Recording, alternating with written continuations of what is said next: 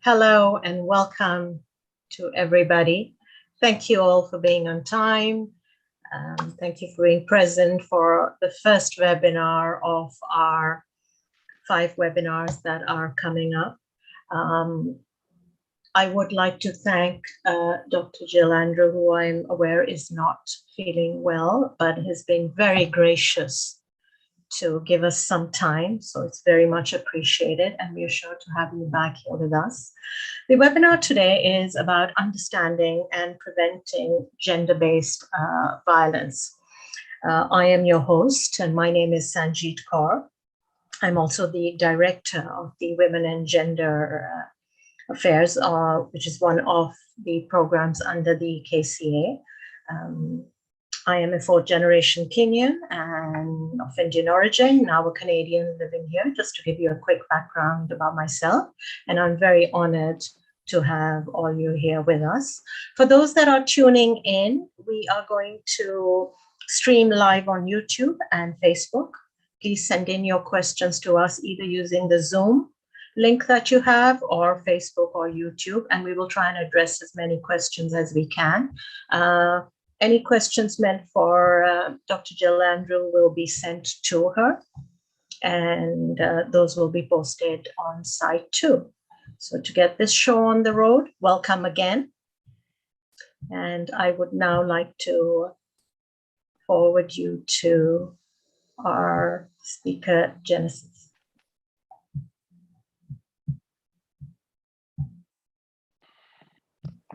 Sorry, actually, if my apologies, I am now forwarding you to Catherine. Yes, Catherine is going to tell you about a little bit about the KCA. She is also a director of one of our programs. Over to you, Catherine. Thank you, Sanjeet. My name is Catherine. I'm the director of Newcomers and Settlement with KCA. I'm also the secretary of the board. Thank you all for attending this webinar. We want to acknowledge the land we are on. We wish to acknowledge this land on which KCA operates. For thousands of years, it has been the traditional land of Huron-Wendat, the Seneca, the Mississaugas of the Credit. Today, this place is still the home to many indigenous people from across Turtle Island, and we are grateful to have the opportunity to work on this land.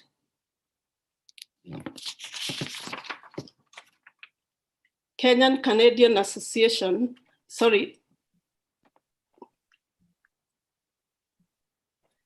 Kenyan Canadian Association is a federal nonprofit organization that seeks to address the issues affecting Canadians, especially those of the Kenyan origin, the Black communities, and visible minorities.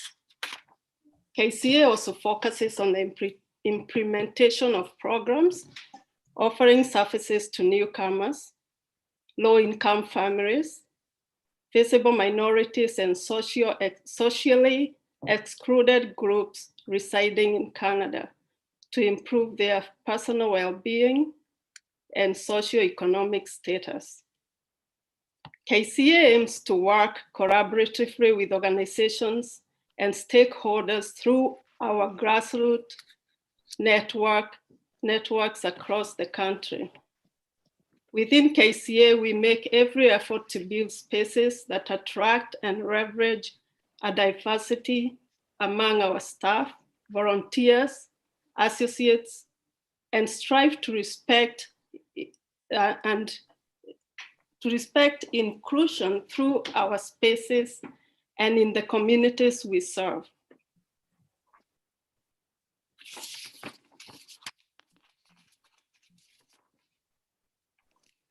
We have 8 programs at KCA.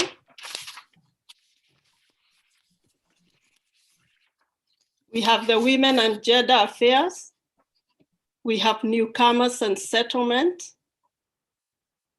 We have Socioeconomic Empowerment. We have Sports and Recreation. We have Health.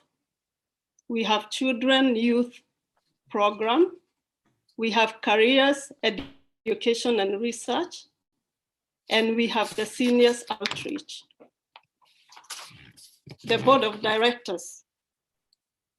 We have Ephraim Mwaura as our president. The board of secretary and director of newcomers, that's me. We have Rafael Fernandez. He's the board chair, director sports and recreation. We have Fatima Nadir. She is the socioeconomic empowerment chair. We have Esther McCory. She's the director, careers, education and research.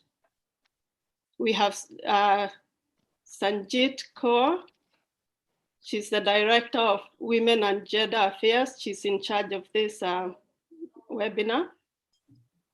We have Farhan Kever, director communications, and also the GTA West regional chair. We have Terry Otlib, director, seniors outreach.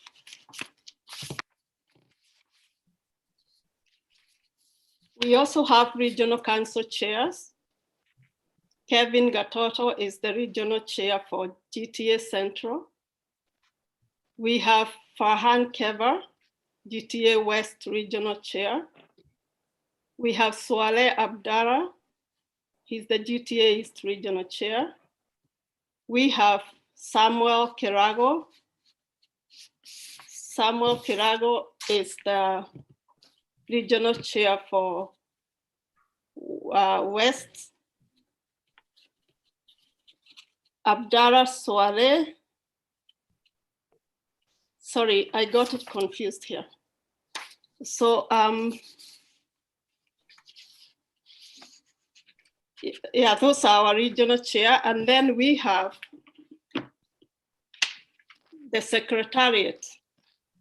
And we want to thank all the new members of the secretariat who have been working for this webinar to bring it about. And this is one of the many webinars we are going to hold on August 21st. That is today, is the Understanding and Preventing Gender-Based Violence. That's the one we have today, September 4th, 2021, Survivors and Family Support and Intervention. September 25th is the Legal Justice System webinar. October 16th is the Gender-Based Violence and Media webinar.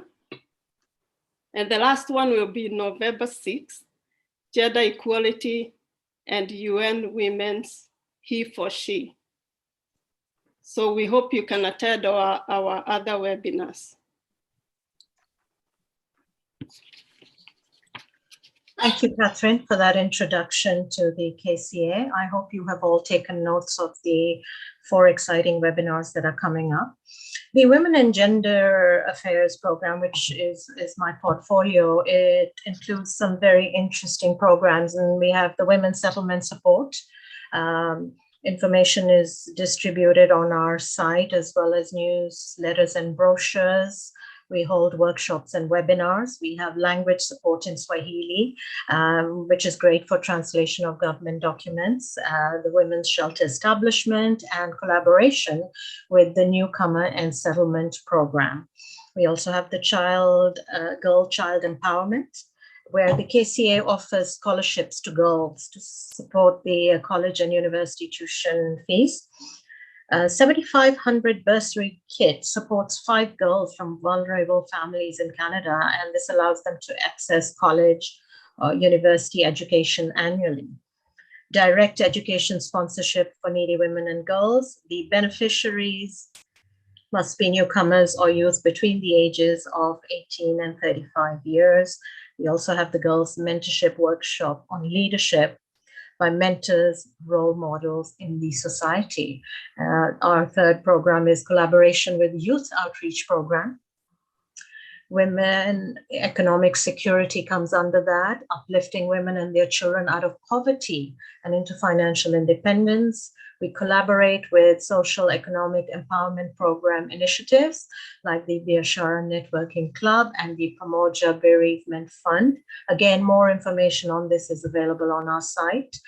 We have He for She, which focuses on men and boys inclusion in women and gender equality activities.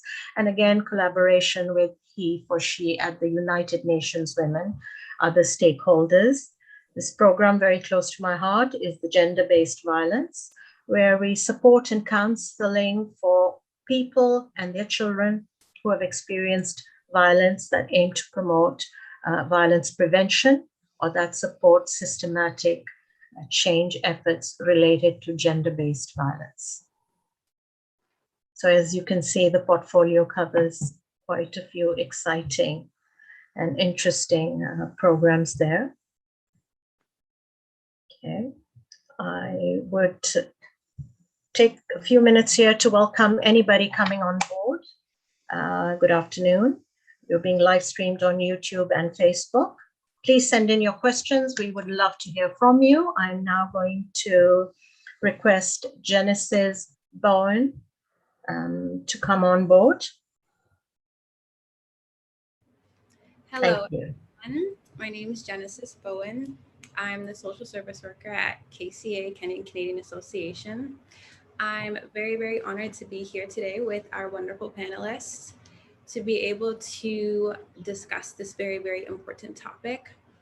And I want to start by defining what gender-based violence is, because I think that's extremely important. And I'm actually going to share my screen so that way we can go through the PowerPoint together.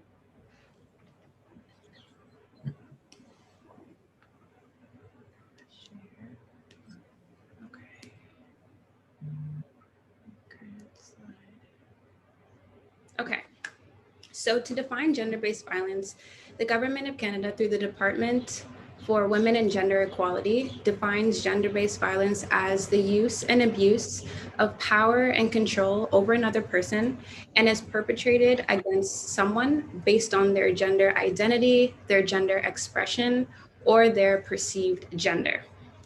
Violence against women and girls is one form of gender-based violence. Gender-based violence also has a disproportionate impact on the LGBTQ Two-Spirit plus community as well. Now that we've taken the time to define gender-based violence, I think it's important that we now talk about the types of gender-based violence. And today I'm going to discuss 3 types of gender-based violence. And the first one we're going to start with is domestic violence. So domestic violence is also known as intimate partner violence. And this is a pattern of abusive behaviors in any relationship that is used to gain or maintain power and control over the other intimate partner. So this can occur within a range of relationships, including married couples, couples who are living together, as well as just dating. Domestic violence affects people of all socioeconomic backgrounds and educational levels. So it's not just one kind of socioeconomic background or one kind of educational level. It affects all people of different backgrounds and different educational levels. The next type of gender-based violence that I want to take some time to talk about is a violence against women, also known as VAW. So under here, I have 6 points that I want to go through. The first one is physical abuse, which could be, the acts of biting, hitting, scratching, pulling, spitting, anything physical would fall under physical abuse.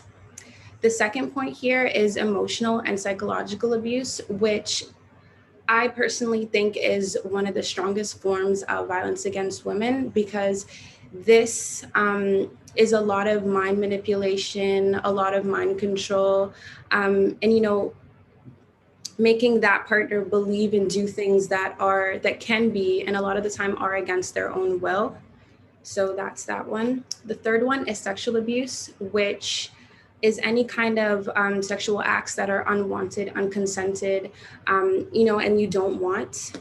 the fourth one is the practice of female genital mutilation, also known as FGM.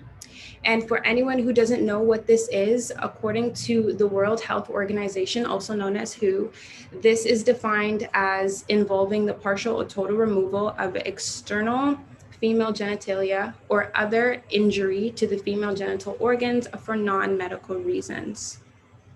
The fifth one is economic or financial abuse. So, it's a lot of money control. Any income that's coming in, any kind of money that's coming in, the other partner will take control over it.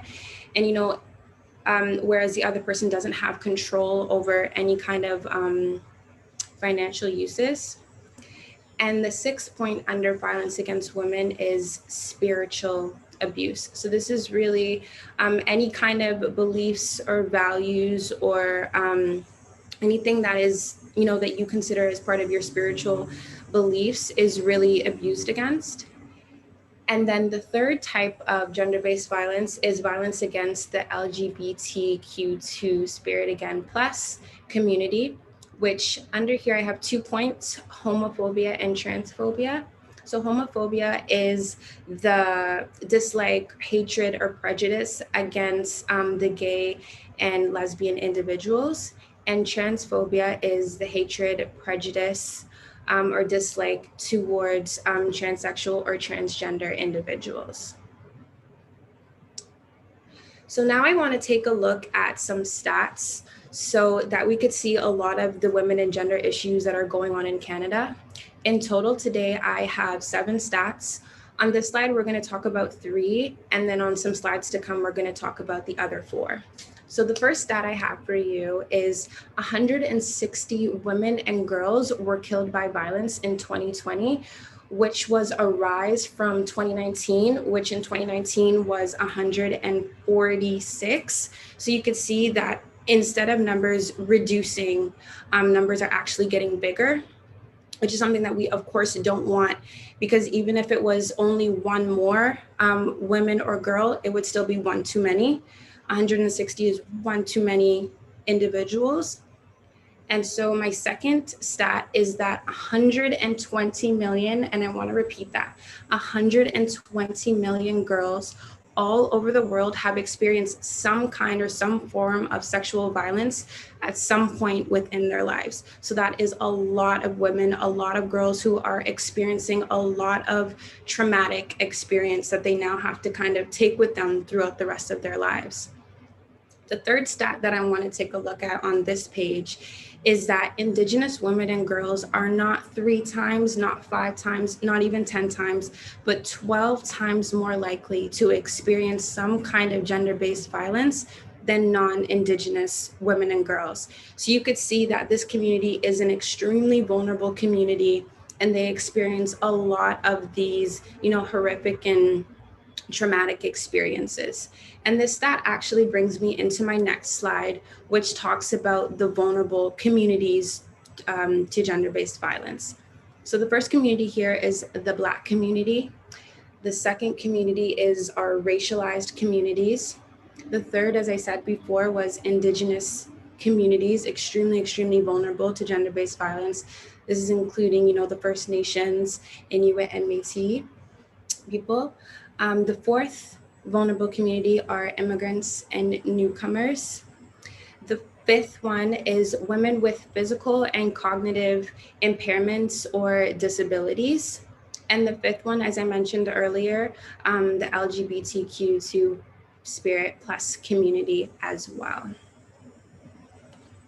So as I mentioned earlier, I had 7 stats. I mentioned the first 3, and now we're going to take a look at the last 4 that I have here. So the first one on this slide is that 1.5 million women in Canada are living in poverty, which is a lot of women who, are really struggling to make ends meet and to be able to do the things that they have to do. With that being said, I'm actually going to go into my second point, which is women spend 50% more time on unpaid work than men do.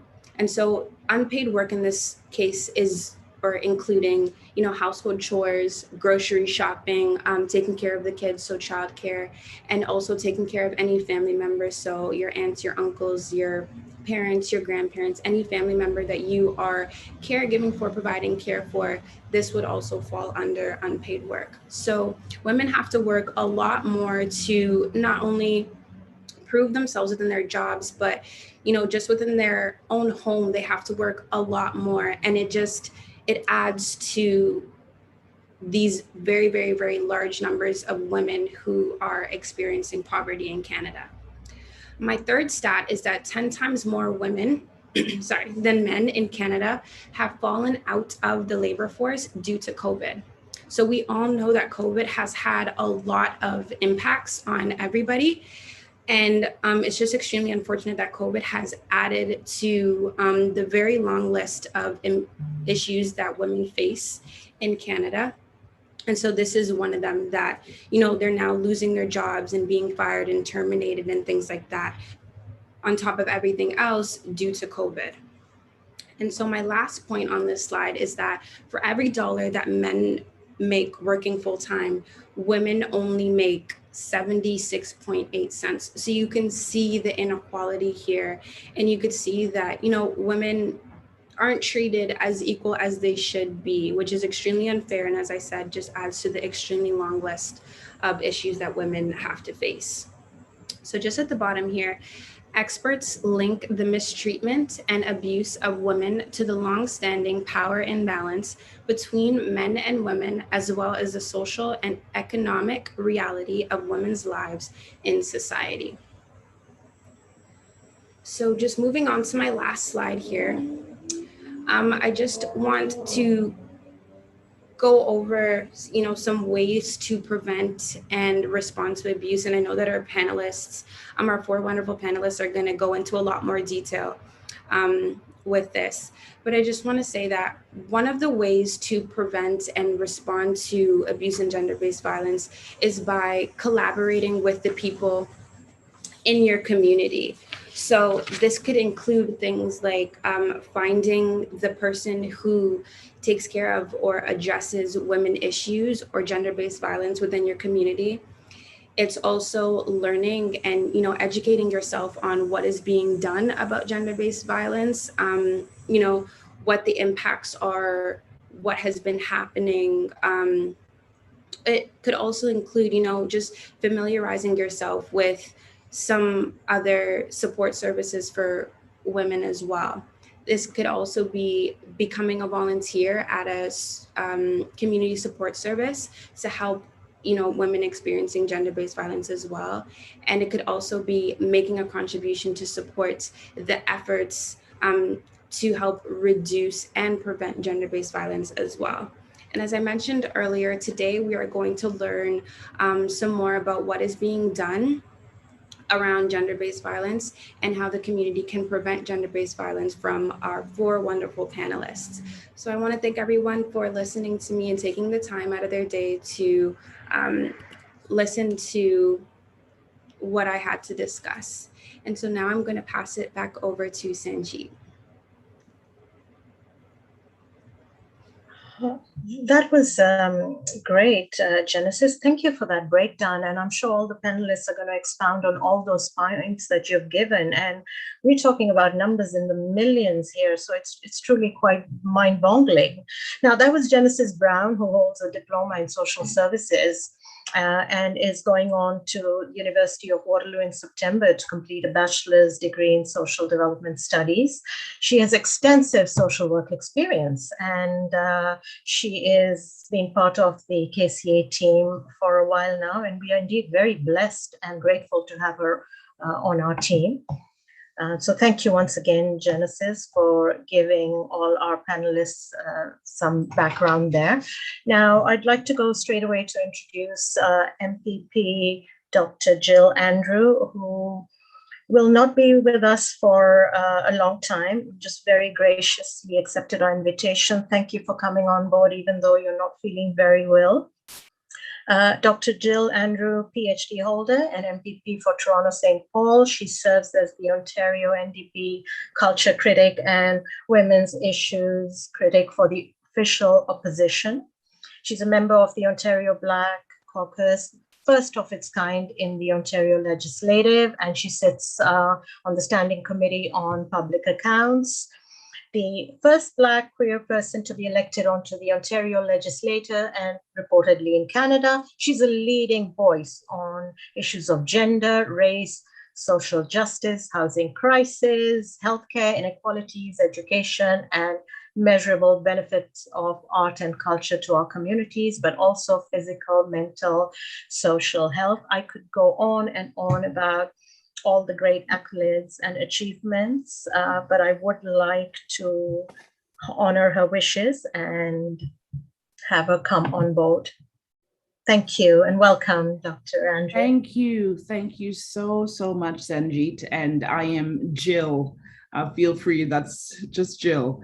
You know, I'm very honored to be here joining the KCA. I'm also very thankful to learn of the work that you all are doing, highlighting the needs, the challenges, and the triumphs of communities, women of color, racialized communities, African, Black, Caribbean, etc., all of those across the African diaspora communities. And of course, you're doing that in a way that also asks us here in Ontario and in Canada to think deeply about how we can respond, how we can be part of the solution, how we can help amplify the voices of persons who are so often away from the center or from the table, you know, the table that's often held by masculine presenting people, by men, the table that is often Eurocentric, the table that often doesn't listen and qualify as tangible the experiences of women and girls, for instance. So I want to say thank you very much for your work. And I know that the Canadian Women's Foundation is very supportive of the work you are doing. And I just want to say thank you to all of your partners that are here to make today an excellent day. I really appreciate the invite to speak with you all with regards to gender-based violence. The first thing I want to say is the experts, in my opinion, on gender-based violence are those who have lived gender-based violence, those who have bumped up against a shelter that has no beds, those who have bumped up against a rape crisis center that has wanted to support them, but is low on staff or low on resources. You know, survivors who have to deal with the housing crisis that we see here in Ontario and certainly in many other parts of our nation. So when I talk about how do we address gender-based violence, you know, I want to talk about how do we create the material conditions we need to keep women and people who experience gender-based violence safe. For me, a big part of this is economic safety. We need to create a province here in Ontario where there is pay equity. It is insufficient for us to live in a province where many women identifying people are paid less for the same work that they do. When women are paid less, we already know, thanks to Genesis, we could talk for hours about the gender division of labor, right? We know how many women are the matriarchs of their family, how many women in Ontario are single parent families. You know, 80% or so of single parent families are led by women, many of whom are renters. You know, when you're trying to do your best outside of a pandemic, but certainly during a pandemic, certainly during a pandemic, and you're not able to bring in the income that you need to support your family, you know, leaving a situation of violence, you know, whether it's a familial situation, whether it's an intimate situation, becomes further and further of a possibility. So we need to have pay equity. Here in Ontario, we do not have that. We have a Ford government, that shelved, pay transparency and consistently says that it's under review, as if we need any more reports to speak to the inequities, women and, by attachment, children, by attachment, seniors and elders, because let's not forget how many women, are also leading in the family by taking care of their elders, their aging parents. We need to level the economic playing ground. Another piece that really speaks to me around ending gender-based violence is ensuring that people are housed. Ensuring that there's an opportunity to move from a disastrous situation into, a transitional situation, into a supportive housing situation.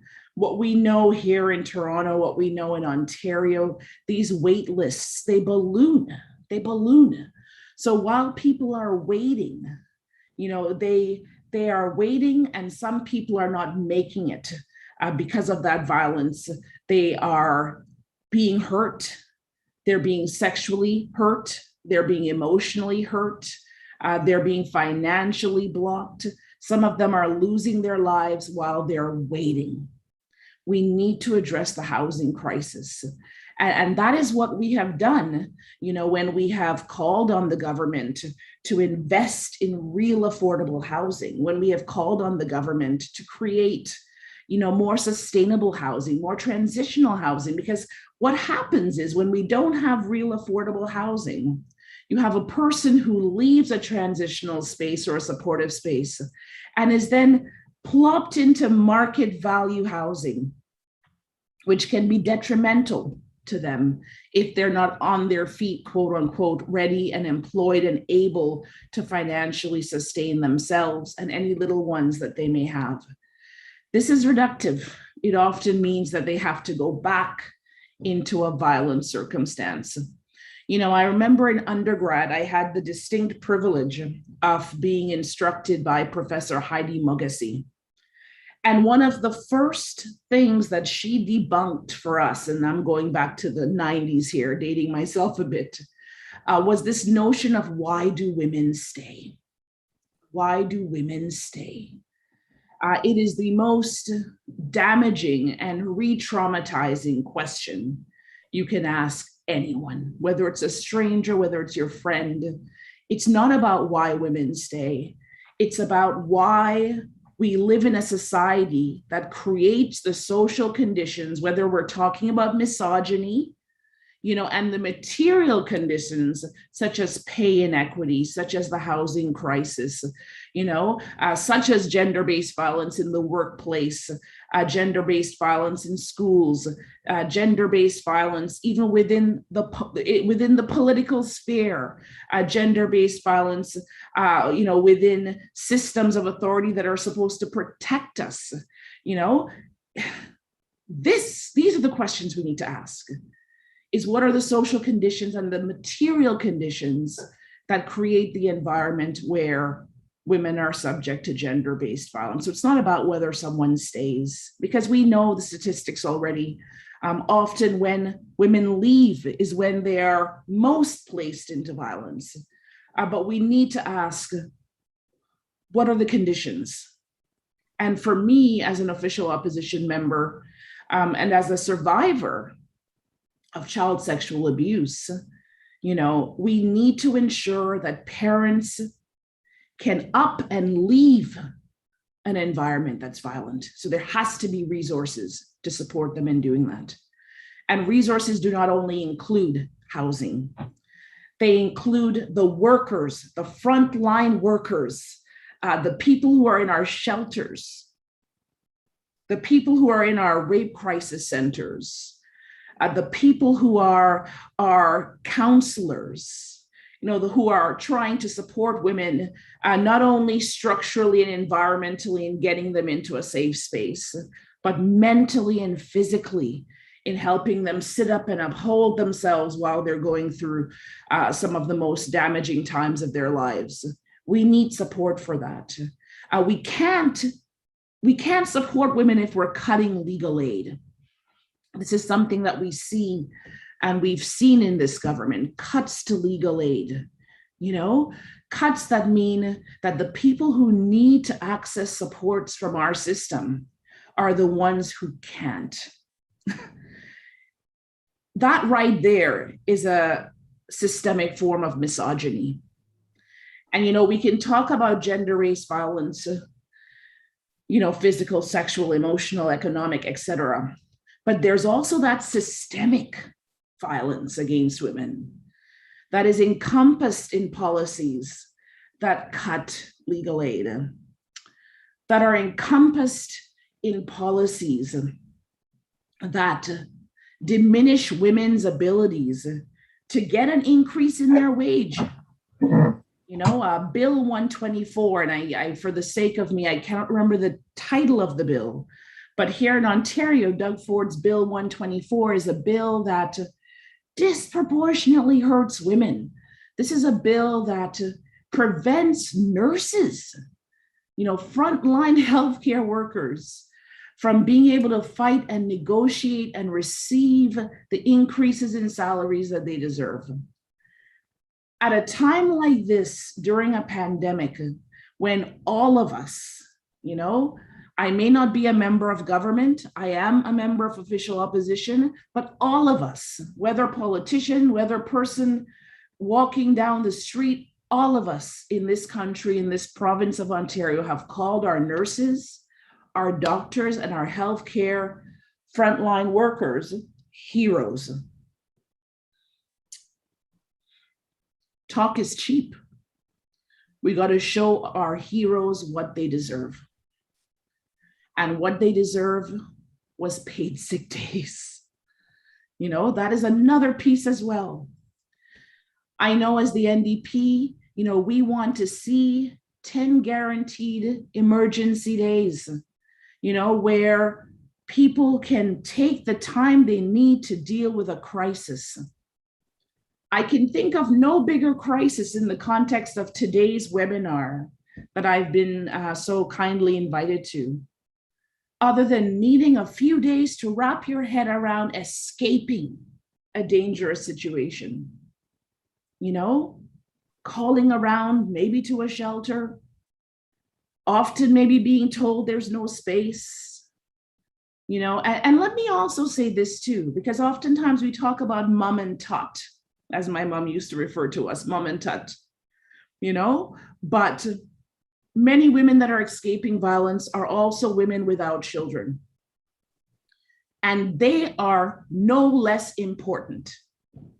I want to stress that because sometimes in society, we tend to judge, or sort of qualify womanhood based on children or having children.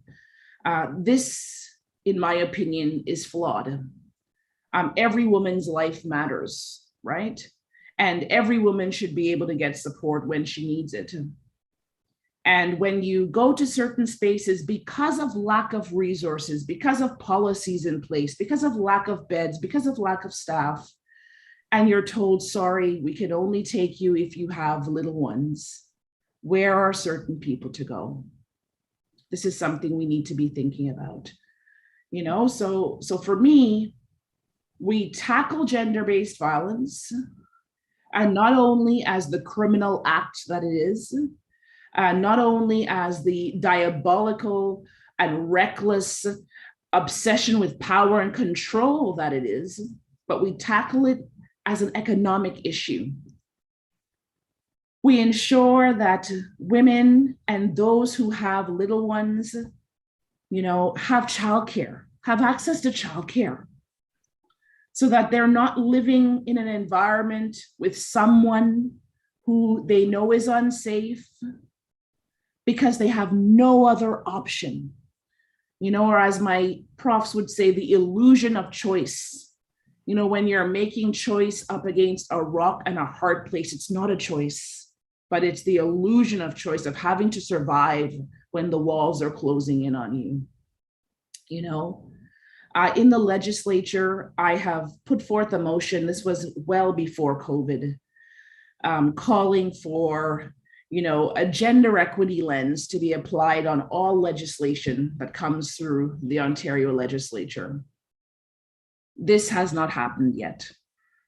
We have put forth legislation, as I said earlier, calling for pay equity. This has not happened yet. Calling for rent control, calling for rent relief during a pandemic, calling for the government to do the smallest thing and simply name the housing crisis, calling for survivors of gender-based violence to have access to OSAP forgiveness, especially those who have been placed into circumstances of human trafficking. We need to do more. The government needs to do more for women, for communities, for gender non-binary folks, for BIPOC folks, for 2S LGBTQIA+ folks who are experiencing gender-based violence. Because if we don't act, we'll see the numbers continue to increase. We know that calls to rape crisis centers spiked during the pandemic. We know that the public message was stay home. The public message was stay home. And we also know that home was not a safe space. It wasn't a safe space for many of the folks that were experiencing gender-based violence at home. It wasn't a safe space for the young people who experienced homophobia and transphobia. It wasn't a safe space for those who didn't even have access to the internet, which as official opposition, we have also called for it to be seen and named as an essential service and therefore made available to folks in our province, especially those in rural and northern communities, where a call to 911 in some cases cannot happen, whether it's lack of resources or lack of a phone line. We have to look at this issue as one that's not just about helping women, and by just, I'm not minimizing women, I'm just speaking. It's not just about helping women, but it's about helping entire communities, because that's the truth. When we amplify women, when we amplify the voices, when we acknowledge the lived experience, when we create policies that address the systemic misogyny, that address violence, that address the intersectional way that violence, is nuanced by anti-Black racism, by anti-Indigenous racism, by ableism, by the classism that has people living with disabilities, and essentially, legislated poverty with the ODSP and OW rates we have in Ontario. These are the folks that we have to center in this conversation. These are the folks that we have to ensure are most taken care of, are prioritized. It didn't happen before the pandemic. It has to happen now. People have called for a she-covery, Some of us called for a just recovery. Some of us called for a we-covery, But however you name it, it needs to center the voices that are least heard, that are most marginalized by the decision makers. So as the MPP for Toronto St. Paul's,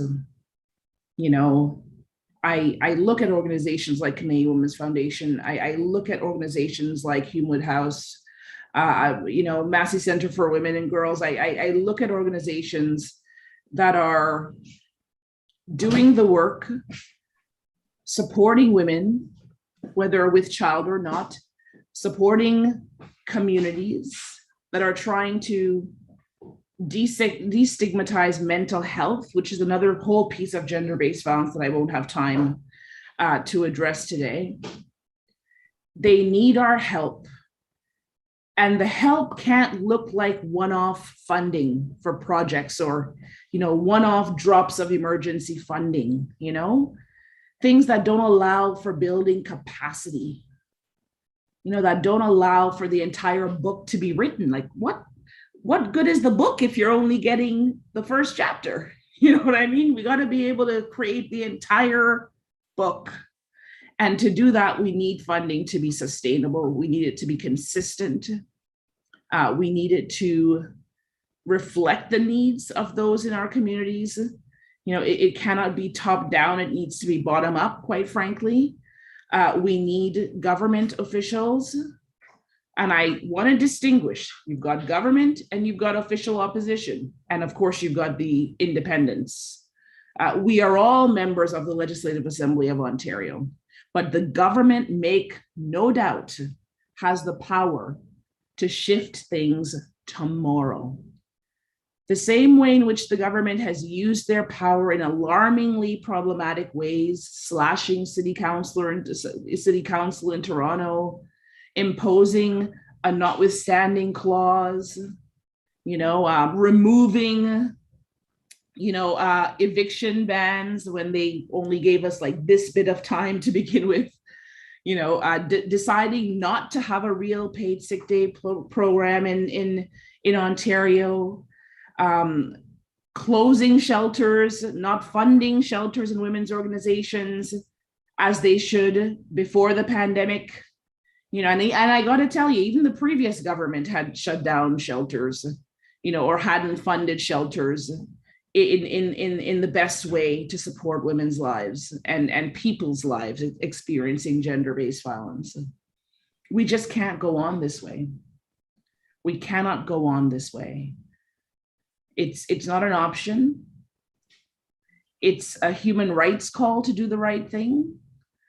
It is a true commitment to addressing gender inequity and the disproportionate impact that this pandemic has had on women identifying folks.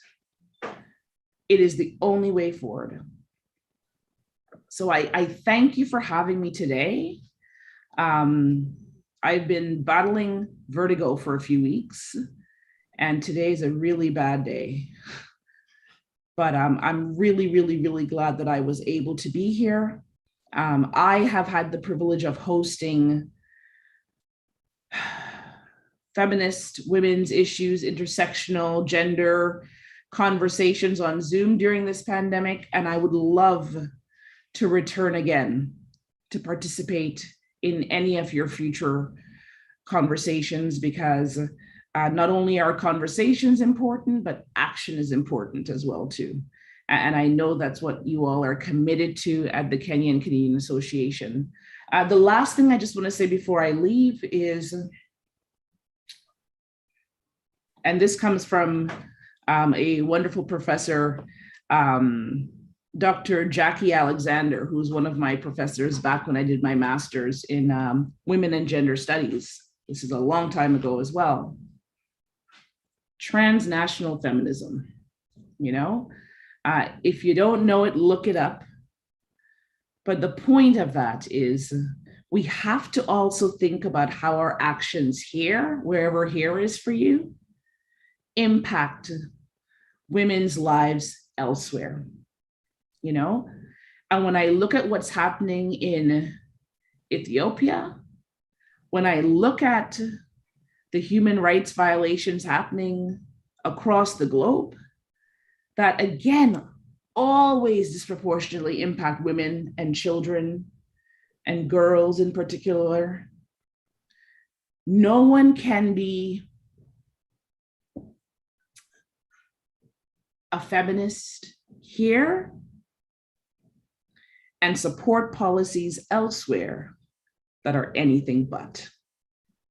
So let's keep that in mind, Canada. Let's keep that in mind, our federal government. Let's keep that in mind. All of our provincial governments. And let's just make a commitment to do better. Let's make a commitment to do better here and anywhere else that we're claiming to care about women's lives. So thank you so much for having me. I had it in my mind to also speak about clean drinking water and how that connects to, Maslow's hierarchy of needs and one's ability to be quote unquote resilient and find the right mindset to escape violence. All of these things are connected, but that's for another day. But thank you very, very much for having me, and I appreciate it. And if you have any questions, please send them to me and we will get back to you. I will get back to you personally as soon as I can be on the screen for a longer time typing. Thank you. Jill. Thank you. Thank you, Sanjit. You absolutely had me mesmerized, and I could listen to you for hours, even while I was feeling various trigger points in me. And ladies, gents, audience that has joined us, if take a few minutes, take a few deep breaths to reflect on what Jill has just told us, based on the numbers and volume that Genesis just talked about earlier.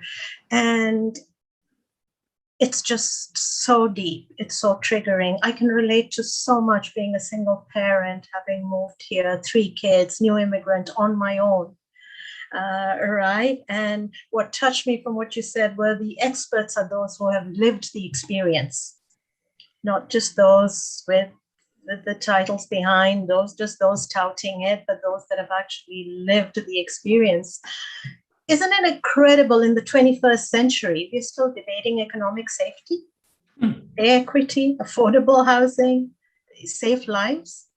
Wasn't it just about 100 years ago, the burning of the Salem witches, 100 years ago, right?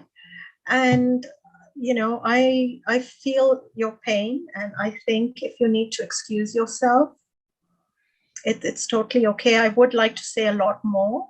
Yeah, Sanjit, I look forward to chatting with you more. Yeah, I look forward to it. Totally, yes. Questions will be forwarded to you, but I can feel your pain. If you need to go, please do excuse yourself.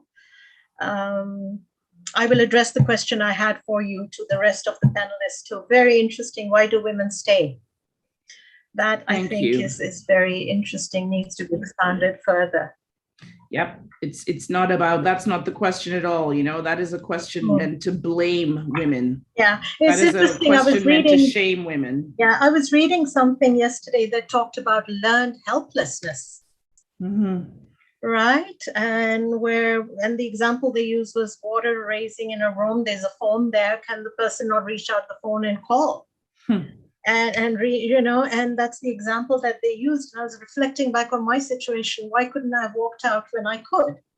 Right. Where did that learned helplessness, where did that pressure, where that feeling that there was nobody to reach out to talk to, where did that come from? Community, society, family, where was it? Who said it? And Sanjit, I will just say this as well. The name of the book is escaping me. But body consciousness is a concept that I remember, delving into in graduate school. When some have been beaten so extenuously, whether physically, emotionally, mentally, you lose your body consciousness. You lose your ability to feel. You compartmentalize into a place where it may not even feel, So that phone might be 10 feet away. But if you don't feel there, if you don't feel present, if you don't feel worth it, if that's been beaten out of you, it's very difficult to pick that phone up. But the thing we never want to do is blame people for staying. We don't want to blame people for how long they stayed. We don't want to blame folks for how they leave. We need to keep our eyes on the prize. And that is, how do we create the material conditions to get folks the help they need outside of the bad environment. And of course, we also need to believe survivors. And I'll just give a shout out to my mother, you know, when I expressed to her that I had experienced abuse, obviously I didn't say it at that, you know, in that articulate way at 7, 8 years old, she believed me. That is the first step of healing. It's the first step of addressing gender-based violence, is believing people, not telling them boys will be boys, or, oh, well, maybe he had a bad day at work, you know, or, oh, well, you know, maybe it was just a joke. You got to believe people and then figure out supports. And as racialized communities, you know, these stereotypes that we've told ourselves about, you know, what happens in these walls, stay in these walls, don't tell people your business, you got to be a strong Black woman, all of these myths and gimmicks don't allow for us to be vulnerable. They don't allow for us to ask for help or to tell. And when you tell your parent, or you tell your friend, or you tell whoever you might, the biggest thing they can do is believe you. So thank you for having me. This is a wonderful series that you all have curated. And again, I really look forward to coming back when I can spend more time with you and when my eyes aren't running around. Thank you again. Thank you Stay very safe. much. I hope You you do too. recover soon. You too. Yeah, and I'd love to meet up and talk with you again at some point. I would love that. As with And our we audience. will. Yes, Bye-bye. we will be in touch. Take good care Bye-bye. of yourself. Take good care. Okay. And that, ladies, gentlemen, audience, people tuning in, was Jill Andrews. And don't know about you, but I'm certainly taking a few minutes there to absorb everything she said. One thing I'd request our team that is the transnational feminism that needs to be put there. And it's really interesting because, you know, I moved from Kenya, and when I moved from there, I thought I was moving to the West. It was different. It was the West. Fourth generation Kenyan, so we were always told how different it would be here. It didn't take me long, not long at all, to learn bureaucracy, nepotisms, women's issues, children's issues. Basically, human beings are the same wherever we go. We end up polluting wherever we go, right? And women's issues are basically the same wherever we go. So that was quite a quick lesson that I learned. And any questions, anything urgent coming up? Okay, I'm now going to move on to introduce our next speaker.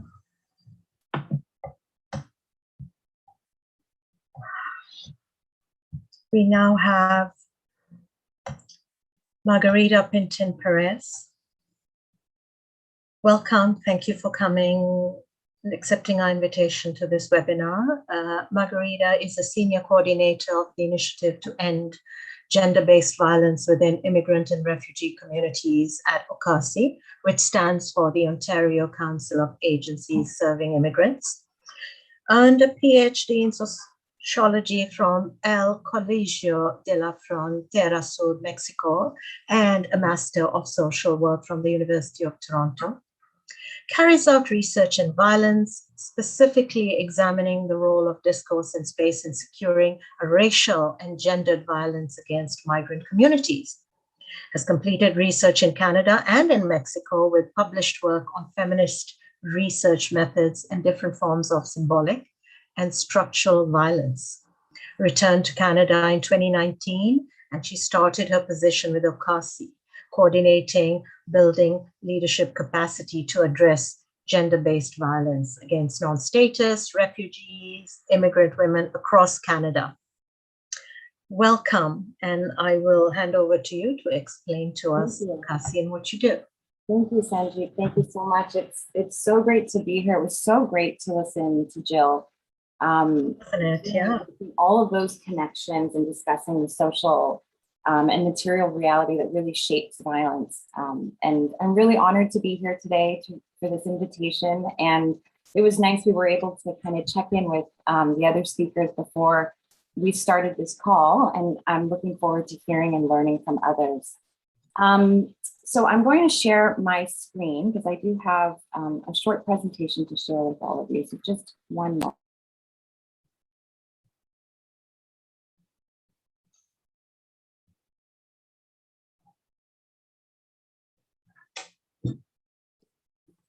All right, can you see my screen? Yes, it is loading. Oh, it's loading, okay, great. Great, yes, we can. Thank you. Wonderful, okay. So I think it helps to just kind of give you a little bit of background in terms of OCASI's initiative on gender-based violence. So I think something that's really important and key around OCASI's initiative to end GBV is that we're really trying to develop and share a consistent base of knowledge when working with newcomers, immigrants, and refugees in violence prevention and intervention in the settlement sector, so the immigrant and refugee serving sector. So a lot of the work that we do is focused on training.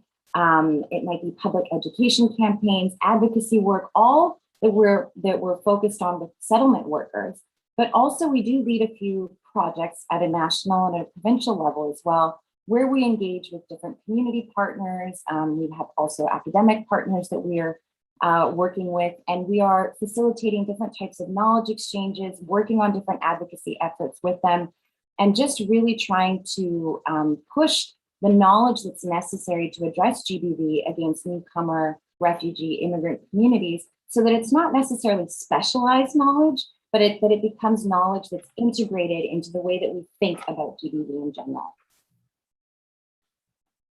So for today's talk, and I think maybe it was a little bit ambitious, I had a few other points here, but what I really want to do today is I want to share with all of you just some of the key concepts around gender-based violence against non-status refugee and immigrant women, which is a lot of our focus at OCASI. I'm going to talk a little bit about what are some of the challenges and barriers that immigrant and refugee communities might face. And also I really want to stress what are the different frameworks and approaches that are necessary when we're thinking about GBV against non-status refugee and immigrant communities. And near the end, I'm going to be able to kind of highlight a little bit of the work that we've been doing at OCASI with our national and provincial projects to really show the importance of engaging survivors and also applying community-based grassroots efforts in our work to address GBV. Okay, so the question, why focus on gender-based violence against and within newcomer, immigrant, refugee, and non-status communities? And so here, I think this is very much a defining part about the work that we do at OCASI in terms of long-term aims and also aims in terms of us shifting our understanding of what gender-based violence is and how it appears in immigrant and refugee communities. So what I mean by that is we're wanting to go beyond those harmful narratives or reduce GBV against newcomer communities, immigrant refugee communities. They reduce it to culture. And I know we're starting to move away from that, but it's so necessary. And Jill did such an excellent job about talking about this kind of structural systemic forms of violence that are so necessary to really address these issues. And so what we want to do is we want to talk about gender-based violence, thinking about it through a lens that considers these systems and these structures, and to also think about it at the same time that yes, gender-based violence impacts all communities. However, it does impact communities in different ways. And those are things that we try to discuss and highlight at OCASI. That's part of our work. Because if you think about it, the intensity, the impact, the available programs and services, again, things that Jill mentioned earlier, those are all dependent on our social locations, right? So we can think about immigration status, which is something we really highlight in our work. And that matters. It's going to impact, it's going to develop a different relationship to the experience of violence. It's going to shape the experience of violence, but also it's going to create barriers to access services and supports. And ultimately, that means that we have different roadways and ways of addressing our healing, which is not equitable. So these are some of the key kind of concepts if we're thinking about GBV within immigrant. So something that I think is really important is that the way we frame an issue really matters, right? We know this. And we have mainstream with, we can't deny that there's been such important work that's been done in the violence against women's movement, right? Violence against women impacts all women, such an important slogan. But let's keep in mind that it was immigrant communities, racialized communities that wanted to stress at that time that that kind of universal slogan left out some really key messaging, which was that it impacts us in different ways, right? So the way that we actually frame an issue is important because the way you frame it creates kind of metrics. Let's think about this. It's metrics of how we grieve a situation, metrics of how we're going to care about the situation, metrics of responses, right? And ultimately, meaningful change, right, is hindered when we're looking at it through a narrow kind of framing. So a lot of what we're doing here at OCASI is we're trying to push and trying to push this understanding of gender-based violence that's grounded in intersectionality. And I'm going to kind of talk about this because I know that this is a word that gets used a lot, and I'm going to talk a little bit about how we apply that term. But essentially what we're trying to do in our work is that we're grounding our understanding of GBV and intersectionality so that we can highlight intersecting harms that NSRI communities and non-status refugee immigrant communities face, right? Because that's going to impact their systems of support, their access to justice. And ultimately that means, and like, as I mentioned before, we really try to stress this here is that we aren't an equal standing or an equitable standing to healing. And that's not fair to our survivors. So in terms of thinking about this framing of GBV that's grounded in intersectionality, thinking about that meaning that it's going to shape, the experience is going to look different, the responses look different. What you're seeing up on the screen right now are some of the barriers that we know that newcomer, immigrant, and refugee survivors face. Now, there's quite a few here on the screen, and some of these might look familiar to you. But one of the ones that I want to focus on for this talk is I want to think about immigration status. So, and I want us to think about immigration status because let's think about how that status shapes our relationship to the state and to different systems, right? And the state providing different supports and services. If our relationship to the state is precarious, that means it's going to be very difficult to access some of the supports and services. That might also mean that we're not eligible to access supports and services, right? And I might be stressing a precarious kind of immigration status, but we know that that precarity also weaves through those who have permanent status, right? Those who might be here with a work permit or international students. So it's just something to think about because it's kind of a place that I like to start from and really think about that intersection, right? So think about immigration status, think about gender.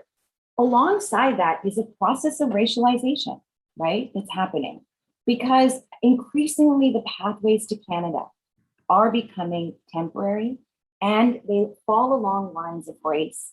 That is something that we can't deny. And once you arrive in Canada, your pathways and your options are quite limited, right?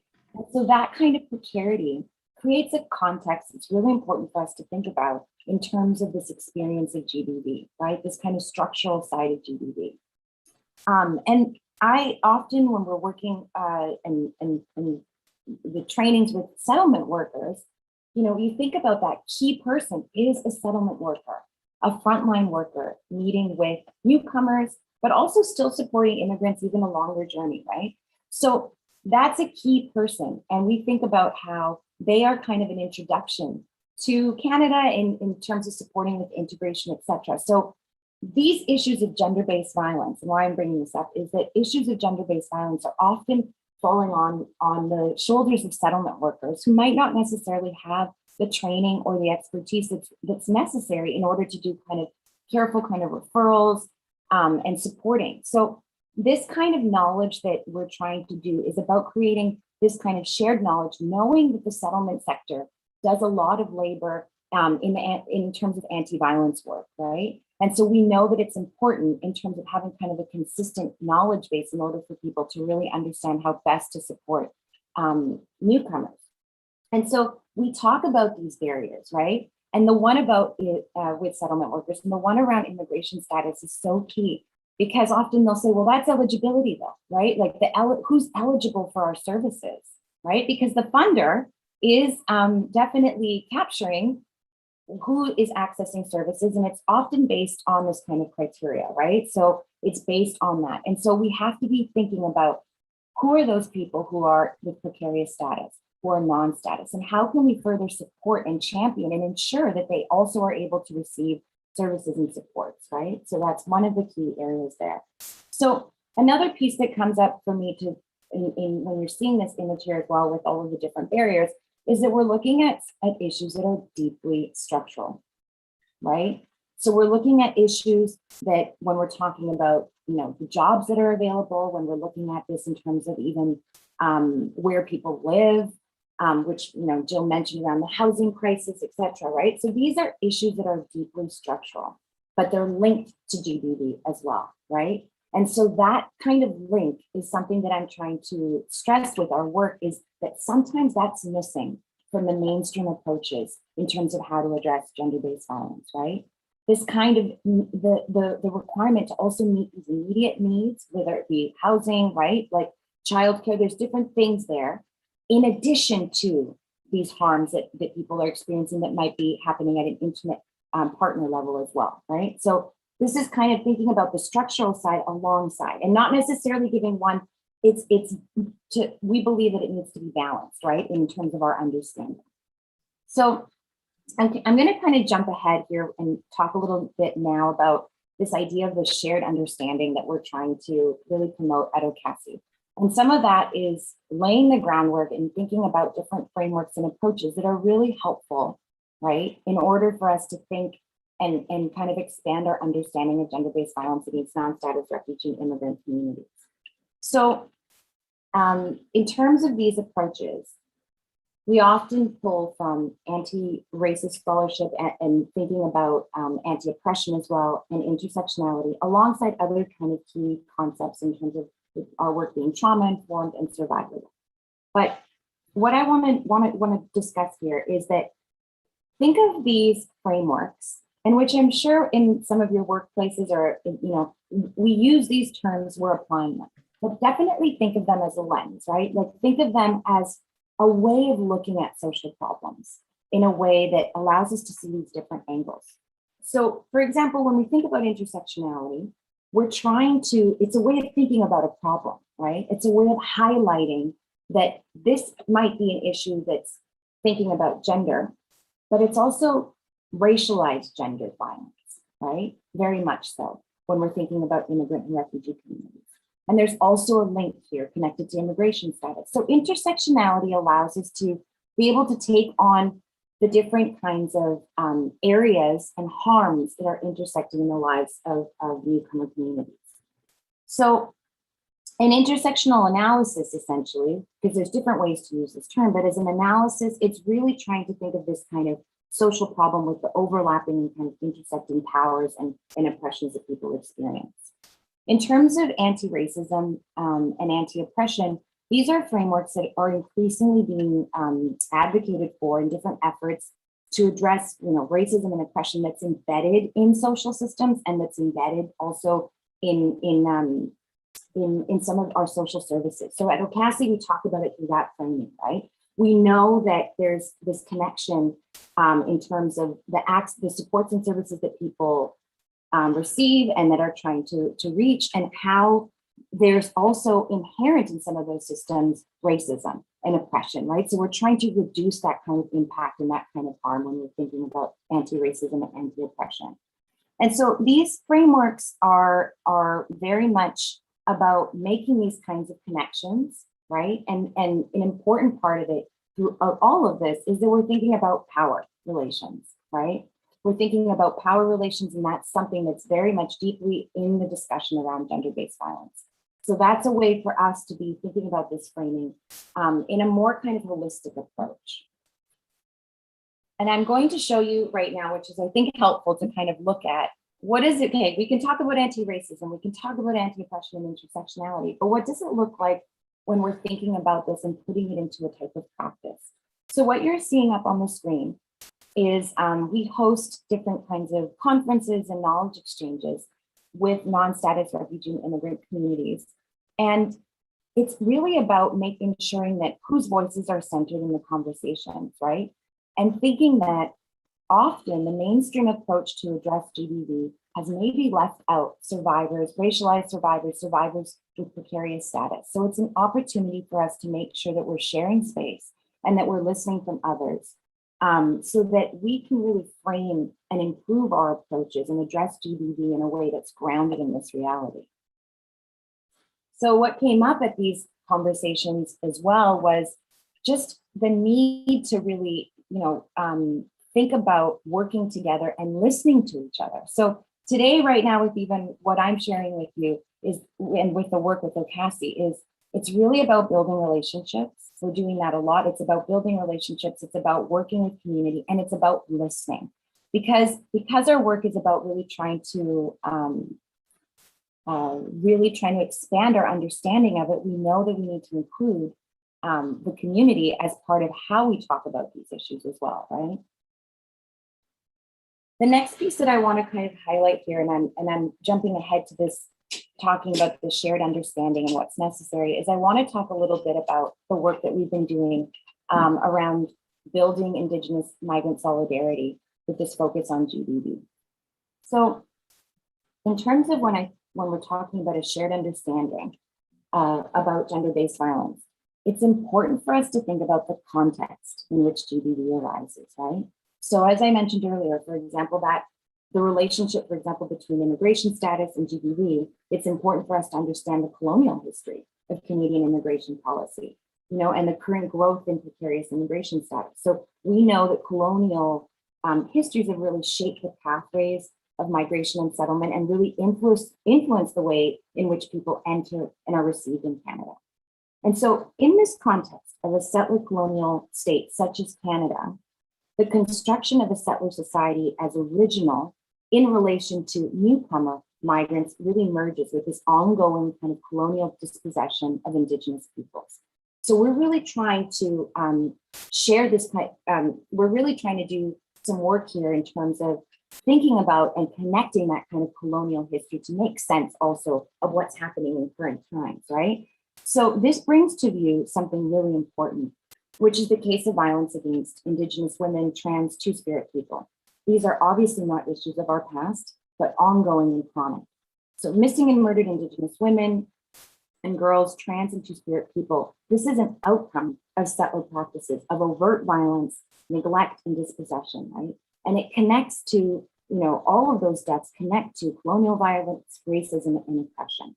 So what we try to stress with this work is that what it means is that we're not just organizing around a single form of violence, right? We are trying to expand our thinking and try to think of some of the complexities so that we can speak to the colonial power relations, so we can speak to racism, so we can speak to sexism, right? And that we can speak to how this is not something from a historical moment, but something that's an ongoing process. So at one of our conferences last year, we were able to launch our course, which is the Indigenous Migrant Solidarity course, and I'll share the link for others if you're interested. You can access that course at Learn at Work, the OCASI website. But what was really important about this conference and talking about this piece around Indigenous migrant solidarity was, again, the importance of relationship building necessary for this, and also the importance to understand what are some of our similarities in this struggle when we're addressing GBV, but also what are some of our distinctions. Because I think this is a really important piece that comes through. If in understanding GBV against newcomer immigrant and refugee communities, we're talking about equity-seeking groups, and there's a huge distinction here because equity-seeking groups are trying to seek some sort of recognition under the state, under Canada, right? Under this concept of Canada, versus when we were learning and talking about what are some of the demands that we're listening to from Indigenous women around issues of GBV, that's a group that's seeking sovereignty. So the way that they kind of discuss their issues are different. And it doesn't mean that we can't support, but it is important to respect what is that kind of distinction so that we can be better allies in our work, right? And supporting our Indigenous communities in Canada. So that kind of gives you a little bit of a sense of this context that we're referring to and trying to broaden our understanding and think about these different things that intersect. Now, I'm going to now jump to the present here, and I know that we have a short, I had a lot of different things that I wanted to chat with you, but one thing I wanted to for sure touch upon is the intersectional impact of COVID-19 against non-status refugee and immigrant communities across Canada. So in terms of this piece around COVID-19, we, during COVID, hosted a few different roundtable series and discussions to really talk about what were some of the key concerns and issues that were coming up for different organizational leaders, settlement workers, service providers, and survivors themselves who participated on the call. And what was really clear was that this was already a crisis, right? And this was already a crisis, referring to GBV was already a crisis. And it's, with alarming rates, which we heard earlier when Genesis was mentioning the alarming rates, but we also know that we have, chronically underfunded supports and services in this country. And those organizations, predominantly women-led organizations, they don't have the adequate supports and services that we know in order to address the pervasiveness of GBV. So what really came through at this roundtable was, we were listening to people saying, this is, we've been dealing with this kind of crisis all along. And what we need is for, responses to also listen to the work that we're doing, listen to the strategies that we've been adopting all along to reach our communities, right? So those are really important messaging that was coming through. Also, it was really evident that at that time, there needed to be a space to share strategies. Right, so that place to share strategies, to share what was coming up for different groups, because early on we learned that basic things like following the social distancing, for example, calls to social distance, that wasn't possible, right? Not for everyone. And this idea, this kind of slogan that was at the time was really important, that we're all in this together. The question came up at this call, which was just, who is all in that, who are we referring to? Because we're all in different places, socially located in different places, in terms of, people being able to follow the social distancing, people being able to actually apply for CERB, which was a huge concern at the time, especially for those with non-status, right? The requirement of a SIN number, the requirements that were necessary to reach and to be able to access some of these really essential supports and services, right?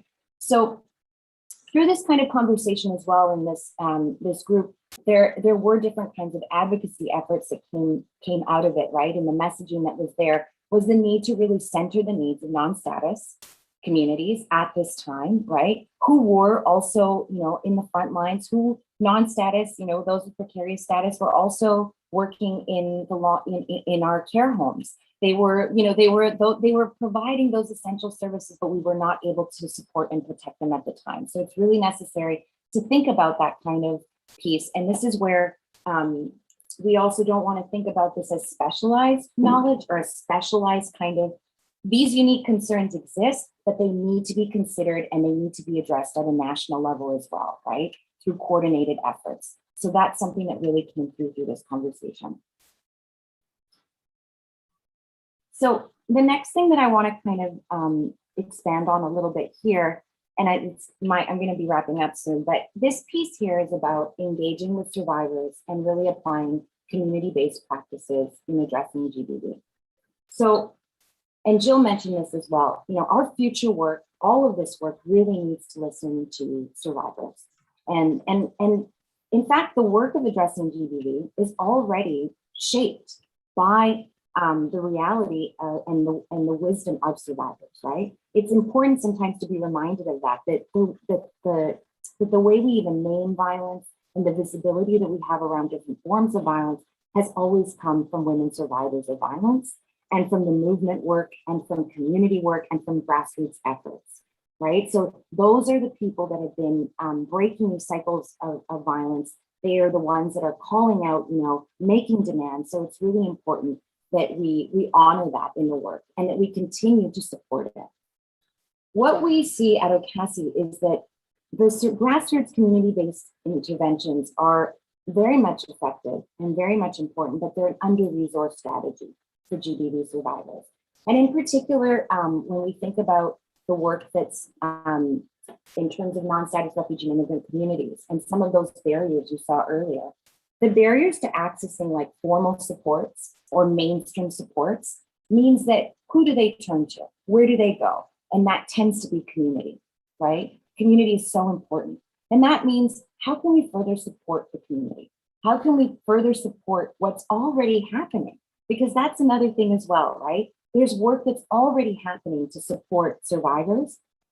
However, it doesn't maybe have the resources that's necessary. And something that we've really seen as well is that if you think about the way that the formal supports and services are funded, sometimes those kinds of funding calls limit or prevent grassroots organizations or smaller organizations from applying, from being able to access those funds, right? So we see this kind of issue at this kind of systemic structural side as well, right? So the grassroots interventions, the community interventions need to be viewed as legitimate, as important as well, right? So in order for us to really think about these pieces, we are right now in the works of developing what we're calling like a blueprint. But we are hosting a national project that engages with survivors of gender-based violence, has community partners across Canada, and it's really trying to capture and collect what are the promising practices that groups and community apply when they're addressing GBV, right? And what are ways that we can share some of that knowledge? Because that kind of that sharing is so important. That relationship building is so important. Frontline workers always say, the most important thing I have is the relationships I have with other service providers, relationships I have with other organizations when I'm referring people, so that piece is really important. And also what we're trying to do here as well is really engage and center non-status refugee and immigrant women survivors in this work as well, right? So that means that meaningful ways and meaningful opportunities for people to be able to think and be a part of the design and the implementation of what they want to see in types of supports and services to address GBV. Something that came up when we were doing this work and that we've been doing is, some women were saying to us, we'd like to just have spaces where we can meet, which now it's been happening virtually, but they're spaces where we can meet, maybe opportunities for us to gather in a way that doesn't necessarily require that I have to recount my pain. Can I be surrounded by other people in a sense of community where we're there and what unites us might be similar, but that it's also about building relationships, about having fun, about places to be able to break that isolation. I think for those of you who are in the settlement sector, you know that that's such an important part, that breaking isolation. And so these groups are so important. And it's good to have this kind of insight coming directly from survivors in the work, right? And that's something that we are trying to really, and I know that if this isn't new, we're not talking about something that's a new idea, but it's something that we're hoping will also be further leveraged and further supported so that we can see more of these opportunities across Canada and we can see that they're well funded. That's another piece, right? The funding piece. And that brings me to a piece that I really wanted to say was that, when we're talking about addressing GBV, I've kind of walked you right now through this, like thinking about it through a more expansive lens, thinking about the different contexts, thinking maybe about different practices, but it's also the last piece I want to just leave here is when we're thinking about addressing it, it's also really making sure that we're making states accountable, right? That because the pieces I mentioned earlier around structural forms of violence and state forms of violence, those barriers, we have to make sure that we're making the state accountable for those things. And it means that our organizing and our thinking around GBV needs to happen also at many different levels, right? So such important work that's happening at the community level that's being led by survivors, different organizations. and also making sure that governments are accountable to this, right? That they're seeing that this is the work that's being done as well and that they can support it, but making sure that we see that kind of accountability. So moving forward right now with some of our work at OCASI, we've been a part of the engagement process for the National Action Plan to address gender-based violence across Canada, which is a federal initiative. And it's, as you may know, that Canada doesn't currently have a national action plan to address gender-based violence. So this is really necessary. And what we're trying to do there is to really highlight and prioritize the needs of non-status refugee and immigrant communities. So some of those pieces that I mentioned earlier are things that we're trying to ensure are integrated in the plan, that there's understanding of why there might be reluctance in terms of, seeking out formal supports, why there might be reluctance to access the justice system, that's knowledge that's in there and that alternatives are proposed, right? So that kind of work is what we're currently invested in right now. And I think that it shows that there's different areas. And I think that that's something that I saw, even with the lineup today in terms of the other panelists, it's that, each of us plays different roles in this work in addressing GBV. And it's really important to remember that all of us are a type of resource in terms of addressing GBV. All of us should see that this is an issue that's a social problem, and it requires a community, and it requires all of us in order to be able to address it. So I'm going to leave with that, and thank you so much again for this opportunity. And any questions that come up, feel free. I will share my email here, and also I'll be sharing the slides if that's helpful for people. Thank you, Margarita. That was a very interesting breakdown explanation of the organization. I have a couple of questions. Are you based just in Ontario, or is it across Canada, or are you beginning to reach out? Yeah, so, we just, this project that I'm referring to is the Building Leadership Capacity Project, and it's actually at a national level. So we do have partners in BC, in Edmonton, we have them in Alberta, in Fredericton. We have partners also in Ottawa. So I'm thinking in Ontario and Ottawa. So we have partners at a national level. And the efforts of this project in particular are focused, but most of the work that I mentioned in terms of the training and the online is geared towards settlement workers in Ontario. So most of the other efforts are here in Ontario. I really like the mind mapping you've done in the last 4 slides. It's quite amazing, and it just puts it all together so nicely and so in detail, and whatever one topic you touch, you pick is a topic unto itself, right? The discussion, but to be able to see it all there together, it truly does answer many questions and gives a better projection of what you're doing. So I really just wanted to comment on that. With so many of these issues you've mentioned, it's so deep with these structural issues and challenges. Do you find you've had easier breakthrough with any one community as opposed to another, or are they more approachable, any one, or has it been challenging across? Or so that's a good question. I would say that what's interesting about this work is that because we do very much center on this piece around immigration status, it's meant that kind of community is broad, right? So we are not necessarily specific to one community, but what it ends up happening is that we kind of end up having groups or organizing around those, for example, who might have precarious status. So those without status might be a group that we're working with. And I think, or those with like temporary types of status. So we do kind of end up working through along those lines, and that ends up shaping a certain kind of community.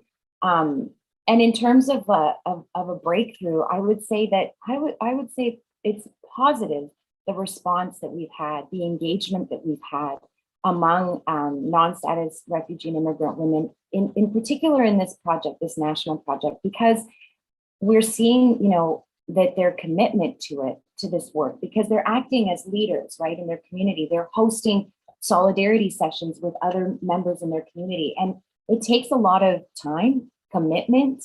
And there's sometimes fear, right? In terms of, especially when you have people who don't have status who are participating in a project, right? Because of they're not necessarily seeking to be visible, right?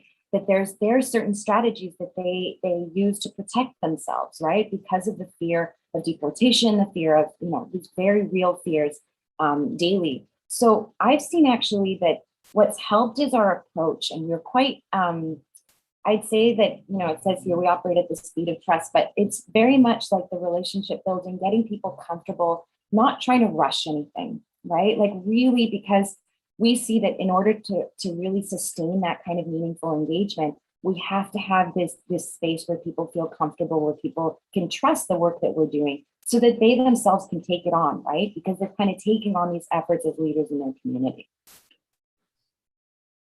And I'm not sure if you covered this or maybe I missed it. Do you find your funding is from government or private, and they're cooperative and ready to promote and push this?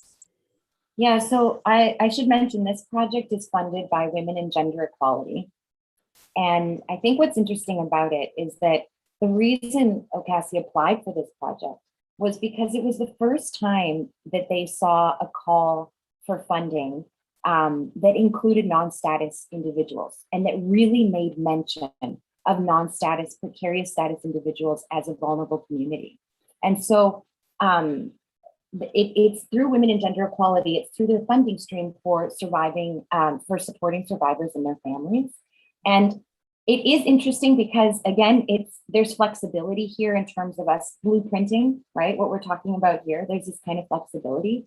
But with the partners that we're working with, who might be from different settlement organizations or also anti-violence organizations, what we learn there is that the funding, the way that those funding models work, are quite strict, right? There's a lot of they're quite strict, and also very much along lines of eligibility, right? And also just group, we're with the groups that we're working with, people are just very exhausted, right? And the work that they're doing to support NSRI communities is happening off the side of their desk. So it's this idea that they're doing all of this to attend to those structural barriers, those barriers that we mentioned earlier.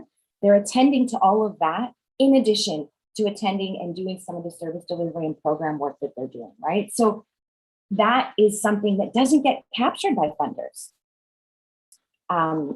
So sorry, I think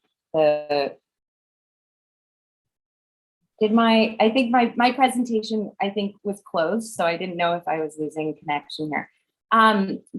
Yeah, so I just want to say that that's been emphasized a lot too, right? That kind of funding model, those schemes, like that doesn't, and the work that's being done doesn't get captured, right? So this emphasis that we were trying to make earlier is that when we expand our thinking around what GBV is, when we can see some of those issues, we are also able to capture all of this other work that happens, right? And ensuring that also be supported, that work be leveraged, that work be properly funded, right? In meaningful ways and sustained. Excellent. Thank you. Thank you so much for your wonderful presentation and time. And I know we've received your slides. I know as program director, I got it because I definitely want to go over your mind mapping for the, of course. It's quite mind opening, and it just leads to so many more questions and thought processes. And I can see you've put a lot of thought into that. Yeah, well, thank you very much for the opportunity. And yes, I'm open to hearing from others if they have questions or anything like that as well. So thanks. Okay, right now we're getting in a lot of thank yous are coming in. Everybody's appreciating your presentation. I'm just waiting if we have any questions. In the meantime, as I wait for the team to direct any questions to me, if we have any, I'd like to welcome audiences that have joined us on this live Zoom, YouTube, Facebook. We are streaming live. The session will be recorded and posted too. It's been amazing, and time is simply flying. Okay, it's great presentation.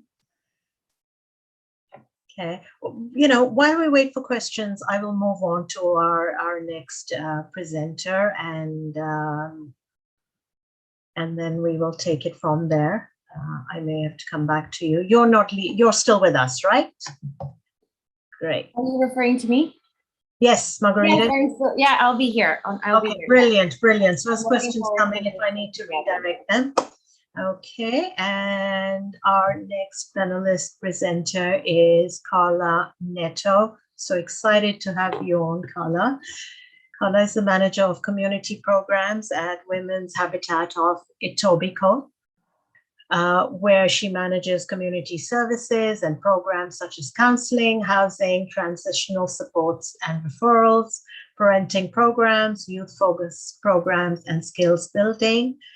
Transformational leader with over 25 years of experience in the field of gender equity and women's rights sector. Wow, that's amazing.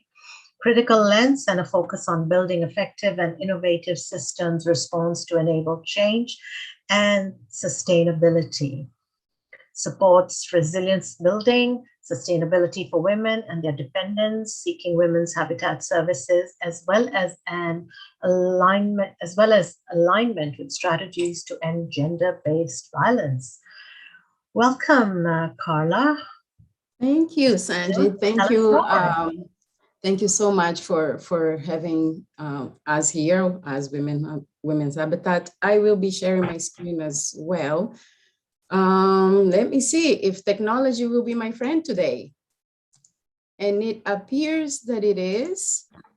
I must say that I feel that my predecessors, Genesis, Jill, Margareta, have done an amazing job of creating the foundations for what I was going to speak.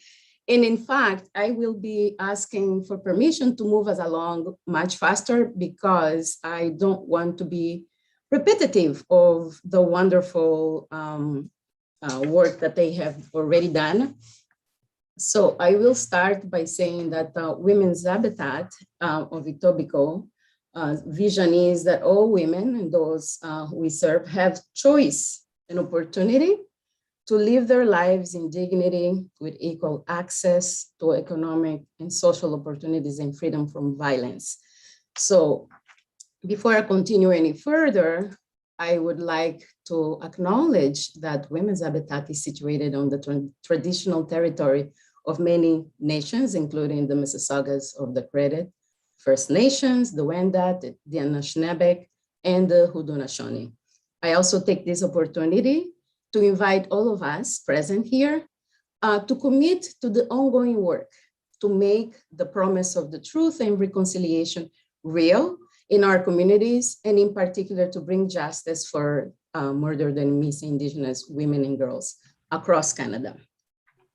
Having said that, at Women's Habitat, we seek to enact our vision by providing services to women identified individuals through a variety of services that come to address their circumstances, and in particular, the violence that they experience, poverty, homelessness, so have you. We opened our shelter in 1978, so we have been around for a while. And in 2006, we saw the need to open another site because the services and the demand for space at our shelter was so huge due to the incidence of domestic violence and violence against women in general, that we opened our outreach center here in Etobicoke again in 2006.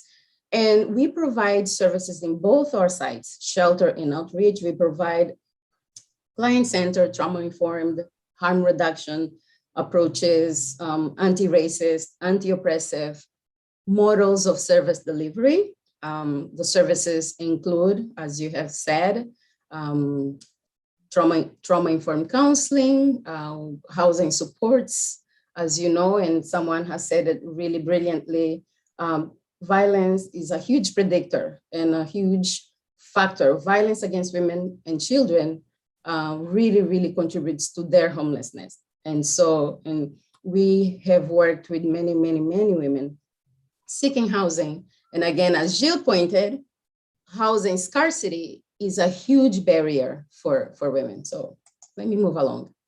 I wanted to kind of just remind us that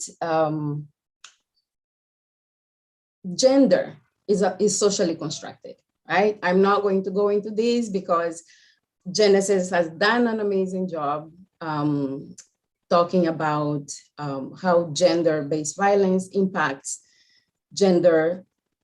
all folks across the gender spectrum. But I just wanted to kind of remind us that this concept of gender is socially constructed. Again, I'm not going to go into what is gender-based violence because Genesis did an amazing job, and so did Margarita. But I wanted to just point out a few things. Of course, it's a serious violence of a violation of human rights. It is life-threatening, and I believe that Genesis did an amazing job at pointing out the stats, right? It's so prevalent. 67% of Canadians know a woman who has been experiencing physical or sexual violence. So the prevalence is huge. Okay, sorry. For some reason, I am, again, in terms of using an intersectional lens to engage in this conversation around gender-based violence, Margarita laid out the work, but I wanted to just point out that it is critical to understand gender-based violence or any other form of oppression for that matter within an intersectional lens, and in particular, how the incidence of gender-based violence intersects with race, sexual and gender identities, religion, migration, ability, socioeconomic status, etc. And to point out that Indigenous women, for example, are killed at 6 times the rate of non-Indigenous women. So that is why it is so critical that we engage in looking at this issue from an intersectional lens. Okay, if technology will allow me, I will continue. I think Genesis also talked about the forms of gender-based violence. And here I'll just point out child marriage, honor killing. And I want to add as well, new forms are born every day of gender-based violence. And in times like the ones we're living today, where digital and virtual platforms are used on a daily basis for us, that now this has also become a platform by which women often are oppressed, and women are violated through cyber stalking, through all kinds of different acts of violence using the internet. In terms of forms of abuse, and I wanted to say that I usually look at abuse as inferring that there is a power imbalance dynamics within a relationship, let it be in intimate partner violence or domestic violence, or even in the workplace, where women are often in places where there is an unequal balance, and that leads to their oppression and to them experiencing acts of violence. So again, I believe that Genesis did a great job at talking about the types and the forms of abuse, but I wanted to focus a little bit on coercive control, which is rarely identified, but to me, it makes sense for me to just mention here, because coercive control is an imposing of will, manipulation, threats of violence, threats of reporting to CAS, threats of reporting to immigration and CBSA. It's, again, like I said, posting compromising photos in social media, and it's very difficult sometimes to prove. One of the the reasons often police officers are confused as to whether there's violence going on or not is often coercive control is very difficult to detect, right? Unless there is proof. Okay, oh, sorry, just let me go back. Then the other one was financial abuse, right? And this often is around taking the women's money or not contributing financially at home, opening credit cards in the names of women without their permission, overspending, and then ruining her credit, which then leads to more barriers. Because once your credit is ruined, then you have a harder time applying for housing, right?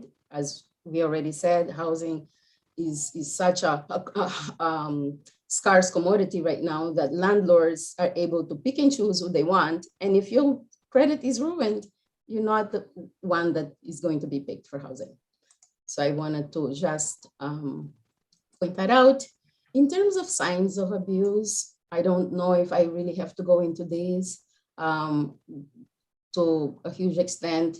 And the reason I bring it up is because one of the areas that you've asked me to touch upon is the impact on our communities. And addressing gender-based violence takes everyone, particularly the family and the community. So there are some clear signs. So if there is clear physical injuries that cannot be explained, that may be a sign. Now, here is the thing.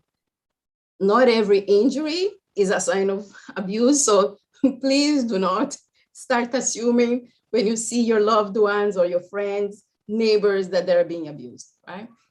But there are some psychological impacts. So if the person is easily startled, that may be, and I like to use the word maybe because it's not always the case.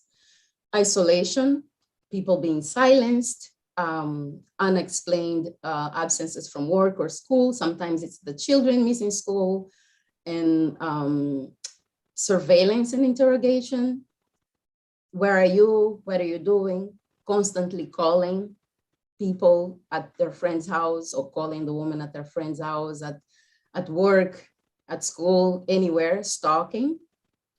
And often making the point, perpetrators making the point of telling everyone she's crazy. And then telling the survivor or the victim, no one will believe you because everyone knows you're crazy. So those are some of the things: belittling, undermining the woman in the presence of friends and family. And I say if someone is doing that in the presence of friends and family, you can only imagine what's going on behind closed doors. So psychological trauma. In terms of impact, I have looked at it, or we look at it from a personal impact, but there's other impacts that I'm going to cover. So from a personal impact, of course, there's the psychological trauma. And I believe, Jill, you and Sanjit, you and Jill were talking about the whole concept of why does she stay? And Jill was talking about, was alluding to the impact of trauma, the impact that trauma has on those at the receiving end of acts of violence. So sometimes it can go from emotional detachment to PTSD, physical trauma, of course, and in the extreme, of course, death. So approximately every 6 days, a woman in Canada is killed by her intimate partner. So in 2020, 160 women and girls were killed in violence in Canada. So that's an average of 2.3 women or girl. Those are startling numbers. Those are those are hard numbers. So there is also a cognitive impact that often abuse and trauma can have on the person. There may be memory loss, inability to concentrate. So there might be some developmental implications. And of course, in terms of behavior, avoidance, not really wanting to do the things that you used to enjoy before, isolation, isolating yourself from friends and family. Those are some of the personal impacts. When we move to the generational impact, this is really critical. Violence doesn't just, incidents of violence have long-lasting effects. If left unchecked, they can have even worse effects. So 1 in 3 adults report experiencing child sexual abuse or physical abuse and or exposure to intimate partner violence, and it is strongly linked to mental health concerns. Children who witness violence in the home have twice the rate of psychiatric disorders as children from non-violent homes. And they also may be impacted cognitively. Now, this is not for us to pathologize survivors or victims, because the more we understand the impacts that violence has on a personal level, on a family, on a community, the better equipped we will be in terms of addressing it, in terms of preventing it. So I find it's really important for us to pay attention to the generational or to the long-lasting impacts that violence and gender-based violence has. In terms of socioeconomic impacts, the erosion of a family structure, right?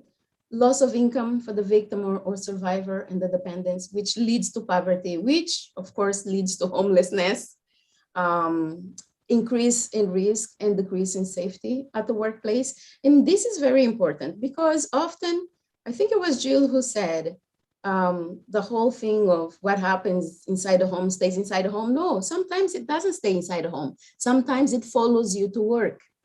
And who's at work? Colleagues, clients, everyone, right? And so it's really important that we understand the impact of gender-based violence and violence against women, intimate partner violence within the context of everyone's safety, right? And one that I think interests a lot of people who may not care about gender-based issues is that it costs taxpayers a lot of money, billions, 7.4 billion, to deal with the aftermath of gender-based violence. And these numbers are coming from the Canadian Women's Foundation. Now, I say prevention is the best intervention to stop violence. At Women's Habitat, we have for many years been working on building capacity, building leadership skills for girls for many years. And about 3 years ago, we started talking about what else can we do to really engage this issue of gender-based violence in a more wholesome way. And the issue of that sometimes we don't want to talk about, but I believe it's extremely critical, is engagement. So we sought funding from other organizations, corporations, and we got some funding to do a program directed at boys and young men, those who identify as males, to create safe spaces for them to have conversations around gender norms, social norms, healthy and unhealthy versions of masculinities, and how it relates to gender-based violence. We talk about their own concepts of manhood or masculinity, and we create a space for them to identify healthy and unhealthy relationships, and to create a brotherhood that is not about condoning, that locker rooms, speech and narrative, but it is around supporting other boys and young men to identify violence, to identify oppression, particularly those directed at women and girls, and do something about it. So again, in terms of prevention, we're looking at 3 different pillars, if you may. On a personal sphere, education around awareness of the warning signs, identifying and naming abuse, because often abusers and perpetrators, they count on the shame and guilt that the person feels, that the woman feels, for her to stay quiet, right? So seeking support.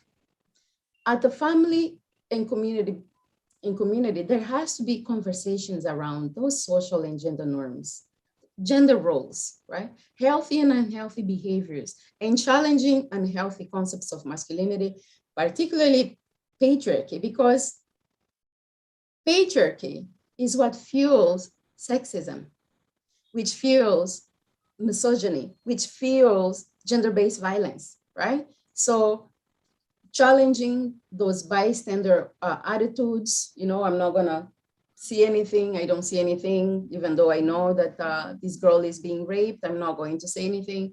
That rape culture needs to be challenged within the family, within the community. And promoting healthy relationships is what we need to be doing. And around parenting, promoting positive parenting that first fosters self-esteem and decreases vulnerability. Because guess what? When children, particularly girls, are not getting that from home, they will find it somewhere else. And often these other places are not places that are safe, right? So the other area that we need to look at placing prevention is on an institutional and systemic level. And I think it was Jill who mentioned that as well. That's why I said they did the work. So I don't know why I'm here talking, actually. You're doing a great job. Thank you. We need to dismantle patriarchal structures, like I said, promoting sexism and gender-based violence. We need to engage people with lived experience, as Margarita so very well said. We need to invest in funding for preventative strategies.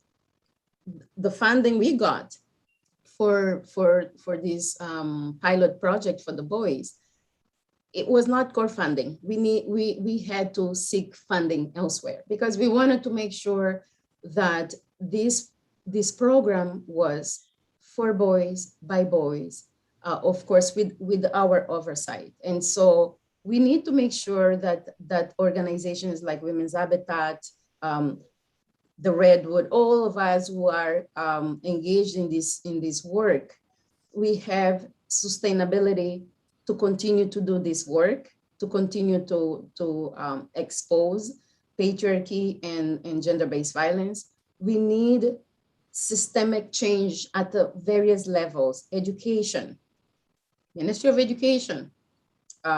This awareness needs to be taught at schools.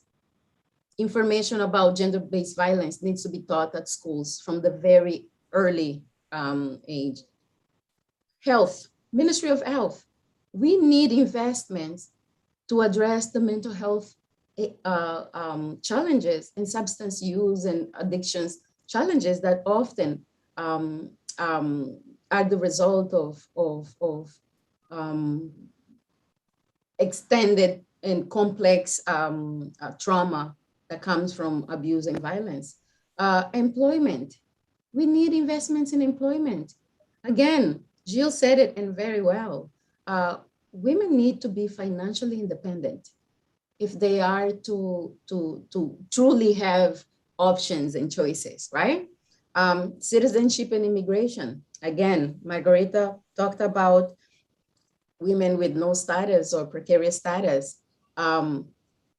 These structures or these institutions need to make sure that they have policies and procedures that protect women, no matter what status they have, right? So if it's about giving women with precarious status work permits so that they can sustain themselves, that is a strategy, but it needs to be, like I said, at the institutional and systemic level. We need to be addressing anti-racism and anti-oppression and anti-Black racism within the criminal justice system, because guess what? There is a number of women who don't call the police. because we are often stuck between,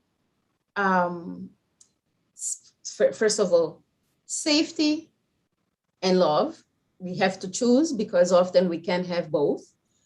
And then we have to worry about our communities and the racism that our communities face. So women, Black women, for example, and I will speak because I'm a Black woman, may not call the police because she knows that the police is going to treat her partner differently than any other race.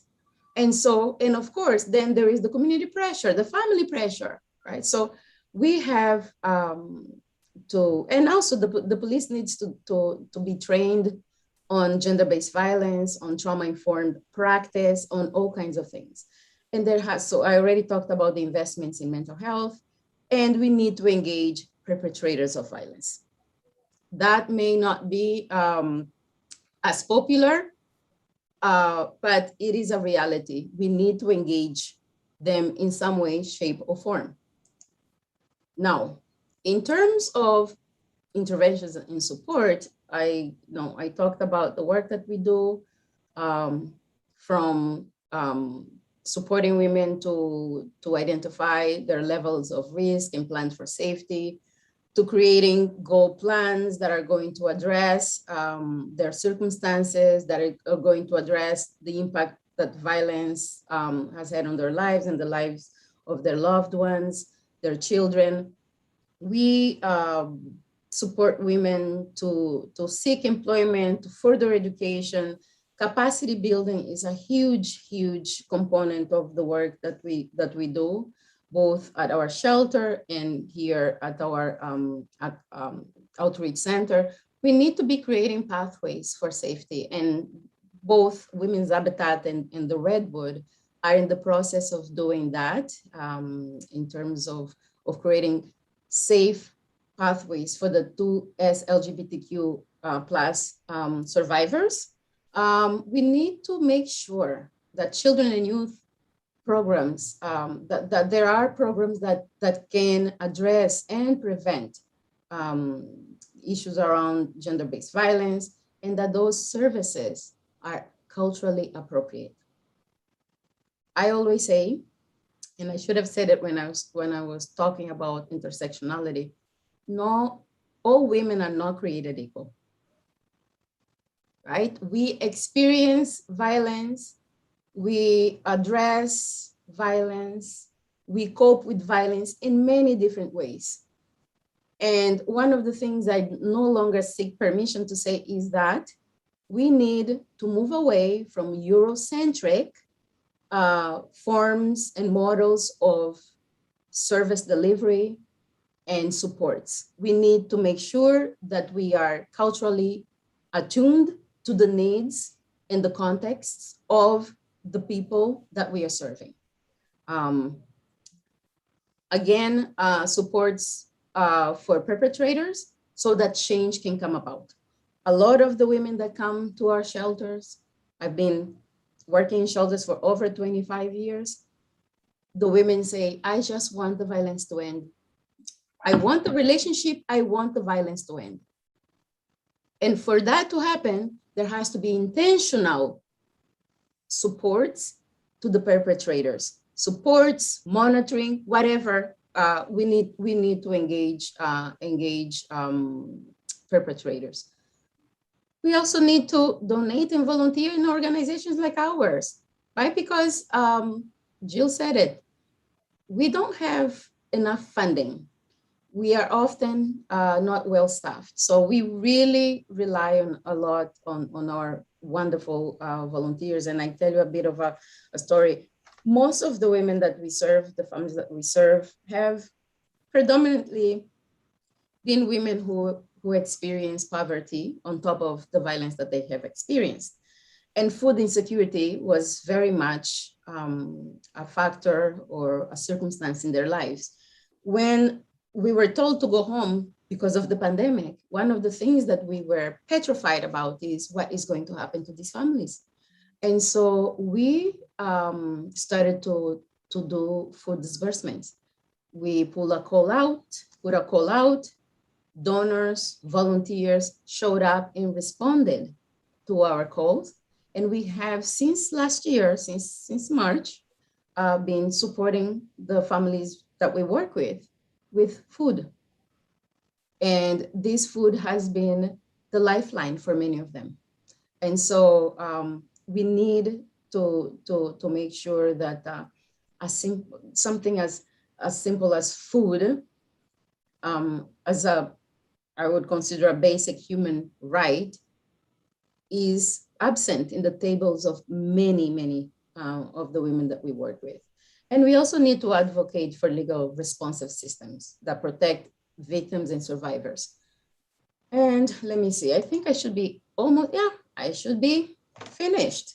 If you have any questions, I'm available. If you have questions about the work that we are doing at Women's Habitat, I am here to answer, but I also have my phone number, my email in there in case there's further questions. Thank you so very much, KCA, for providing this forum for us to further our understanding. Thank you to the other panelists. I've learned a lot as well, and I'm looking forward to Yvonne's presentation because one of the things that we really are focused on here at Women's Habitat is sustainability. Sustainability, I think I may have missed one. Oh no, it's there. Is sustainability. Sustainability models need to be implemented so that true empowerment, we use this word empowerment sometimes too much. And empowerment and independence and self-determination can only happen when there's sustainability, when women truly have access to capacity building supports that will change their lives and that will enable them to proceed on their new journeys, right? Free from violence and with new and experiences in their lives and with agency. So yeah, so sustainability is huge. I thank you for providing us with the forum for us to be talking about this. And I look forward to future collaborations with all of you. Thank you so very much. Let me close the share. Thank you, Carla. I'm still trying to digest. There was so much that was said there. It was a brilliant presentation. Much as you felt you were questioning yourself why you needed to be here because Genesis and Jill and Margarita had covered, honestly, you very much needed to be here. I picked up so many points and so many different ahas and epiphanies from your presentation. I hope that the team has received your slideshow because they do, but I will send a new version because after I sent it, I worked on it a little bit more. Great, because there are so many points there that I would definitely want to go over again. You broke it down beautifully because every time in the earlier slides I had a question. As we moved along, the question got answered, right? And so, but I do still have some questions. Now, when it comes to, say, police training, which is so crucial, it is so important. And I actually have, a friend who deals with diversity training. She was in one of our earlier webinars and hopefully she's listening in. We've had this discussion with her because she does similar training here in Ottawa. Mm-hmm. And my question to her is, we are dealing with people in their 40s, 50s, 60s, very deeply ingrained ideas, very narrow-minded perspectives. If you don't make them squirm in their chair, if you don't make them uncomfortable, how are you going to make them change their point of view, body language, anything, because otherwise they're just ticking in present, appeared for the course because it's a requirement of the department, and then they leave. Yeah. What are your thoughts on that? Okay, so one of the things that I've always believed is that there is one thing that binds us as humans, this humanity piece, we always can find something that can bind us together. Maybe we may differ in our concepts around gender-based violence or race issues or whatever, but there is something that I can point out to you. I tell you just a very quick example. I was in a setting where there were people talking about where people were being homophobic. And it seemed to me, it was like a split second, right? And I was trying to figure out how to bring context to these people. And so I found an identity that they held where they were oppressed. And I said, okay, so how do you, you may not understand what's going on for other people, but when you find a subjective experience for themselves, there begins to be a little bit of a ray of light from which you can then pull. Because I'm not very fan of the, well, then we're gonna have to push this down your throat. You may have to come to that, right? When it comes to people's human rights, we may have to come to the, as I call it, the law or the policy sphere.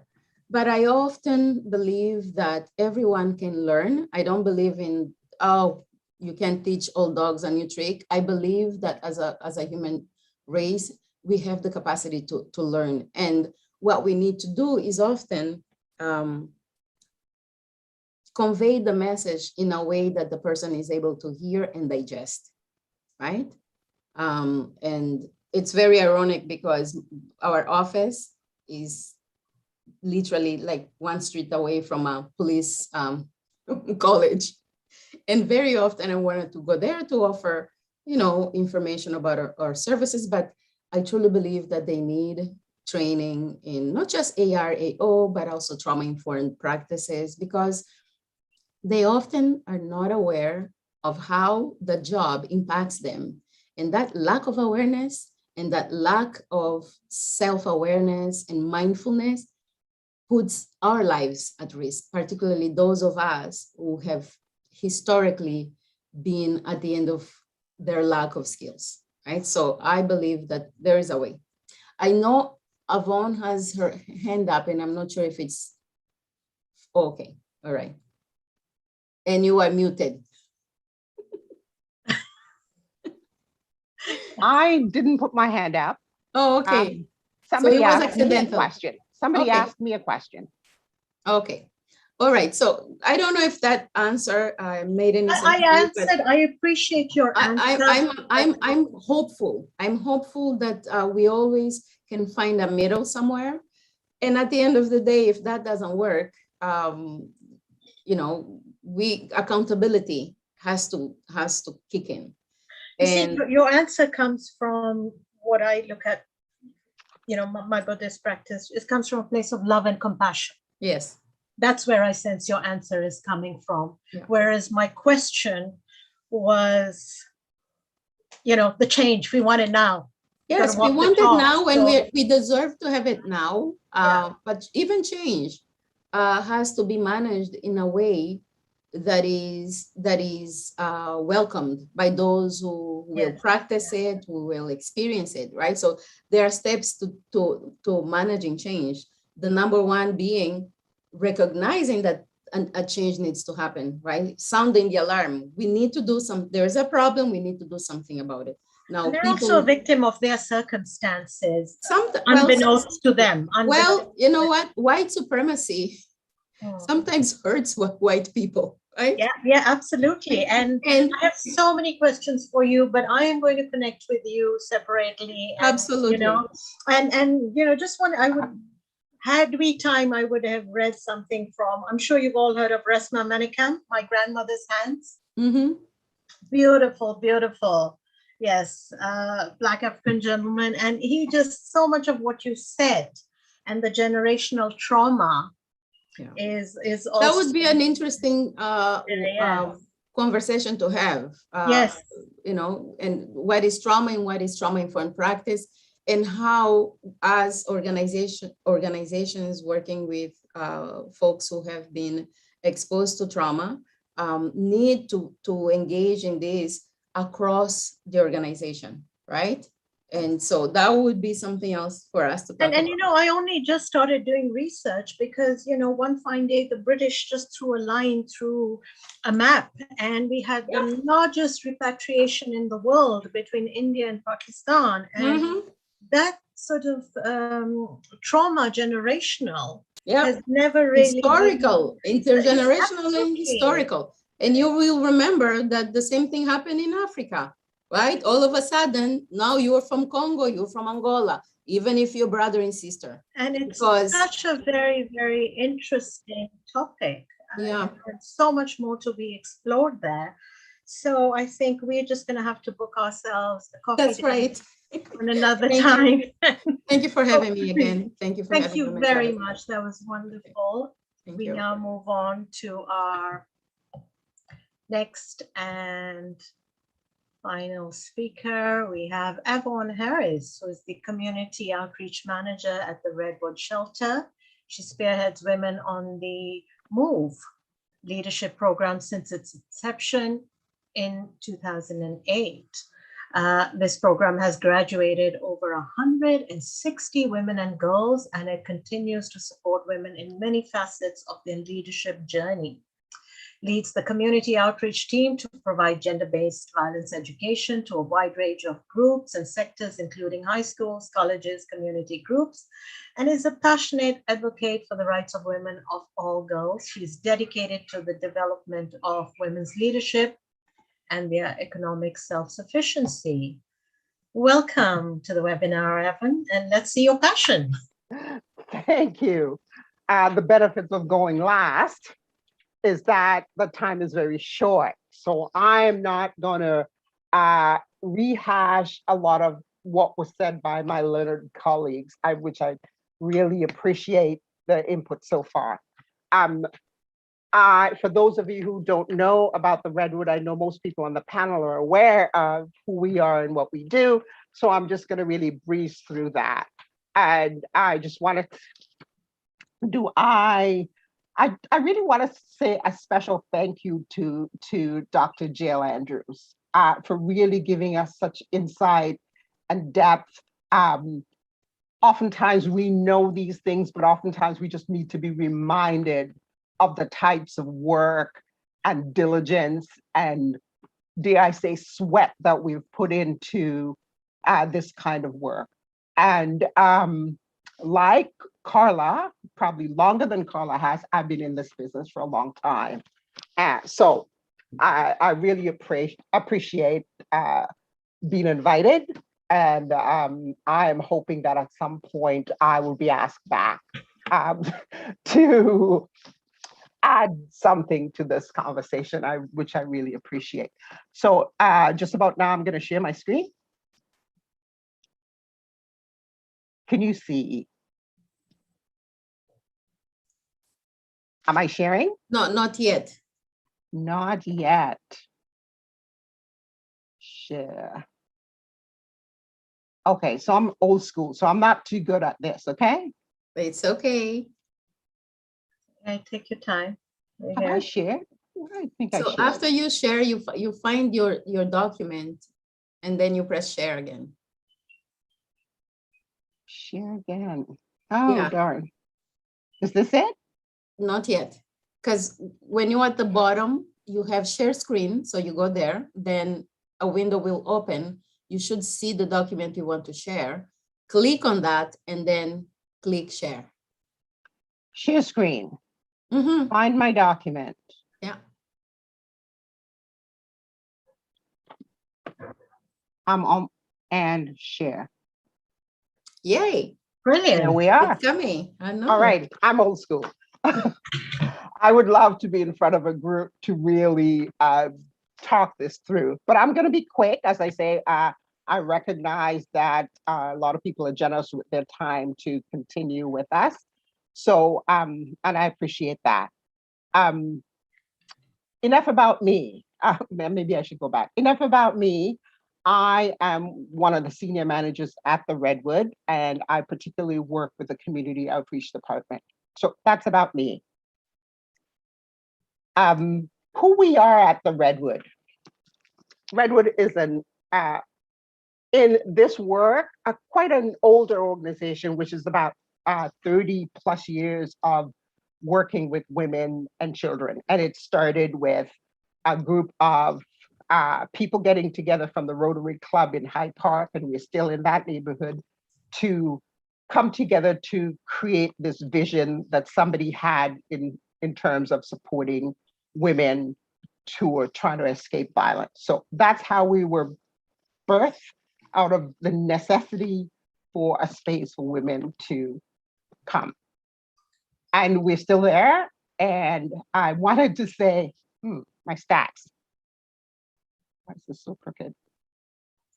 The services that we provide 24-hour, we are a shelter, so we provide 24-hour care, which includes counseling, that is counseling on the phone and counseling for people who are in residence. And we also provide transitional support, which some of my colleagues have mentioned before. What those are, that is housing, accompaniment to lawyers, and different wraparound support so that women can thrive and at some point move back into the community.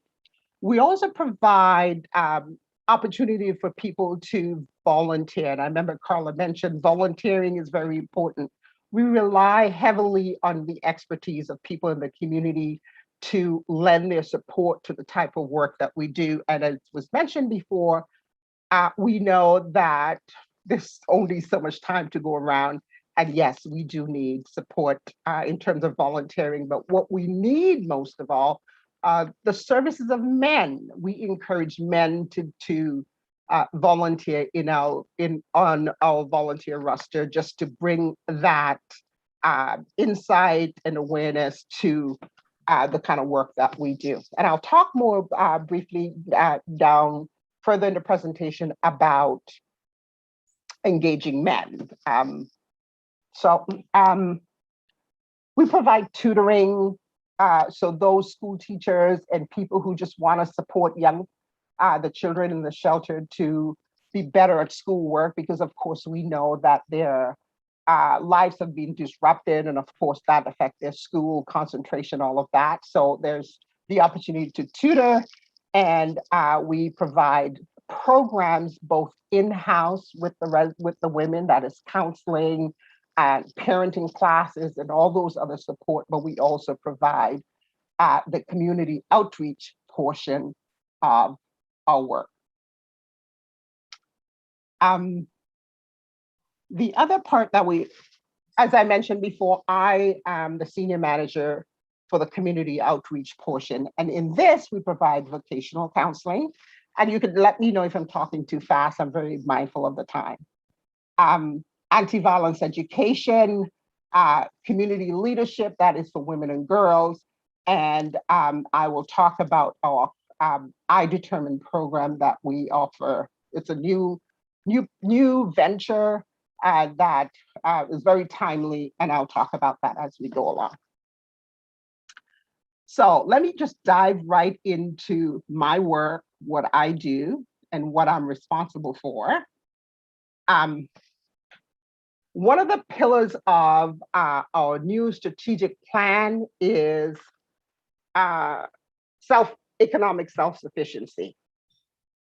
And one way that we have decided that we want to go about this is with this program that's on the screen. It is a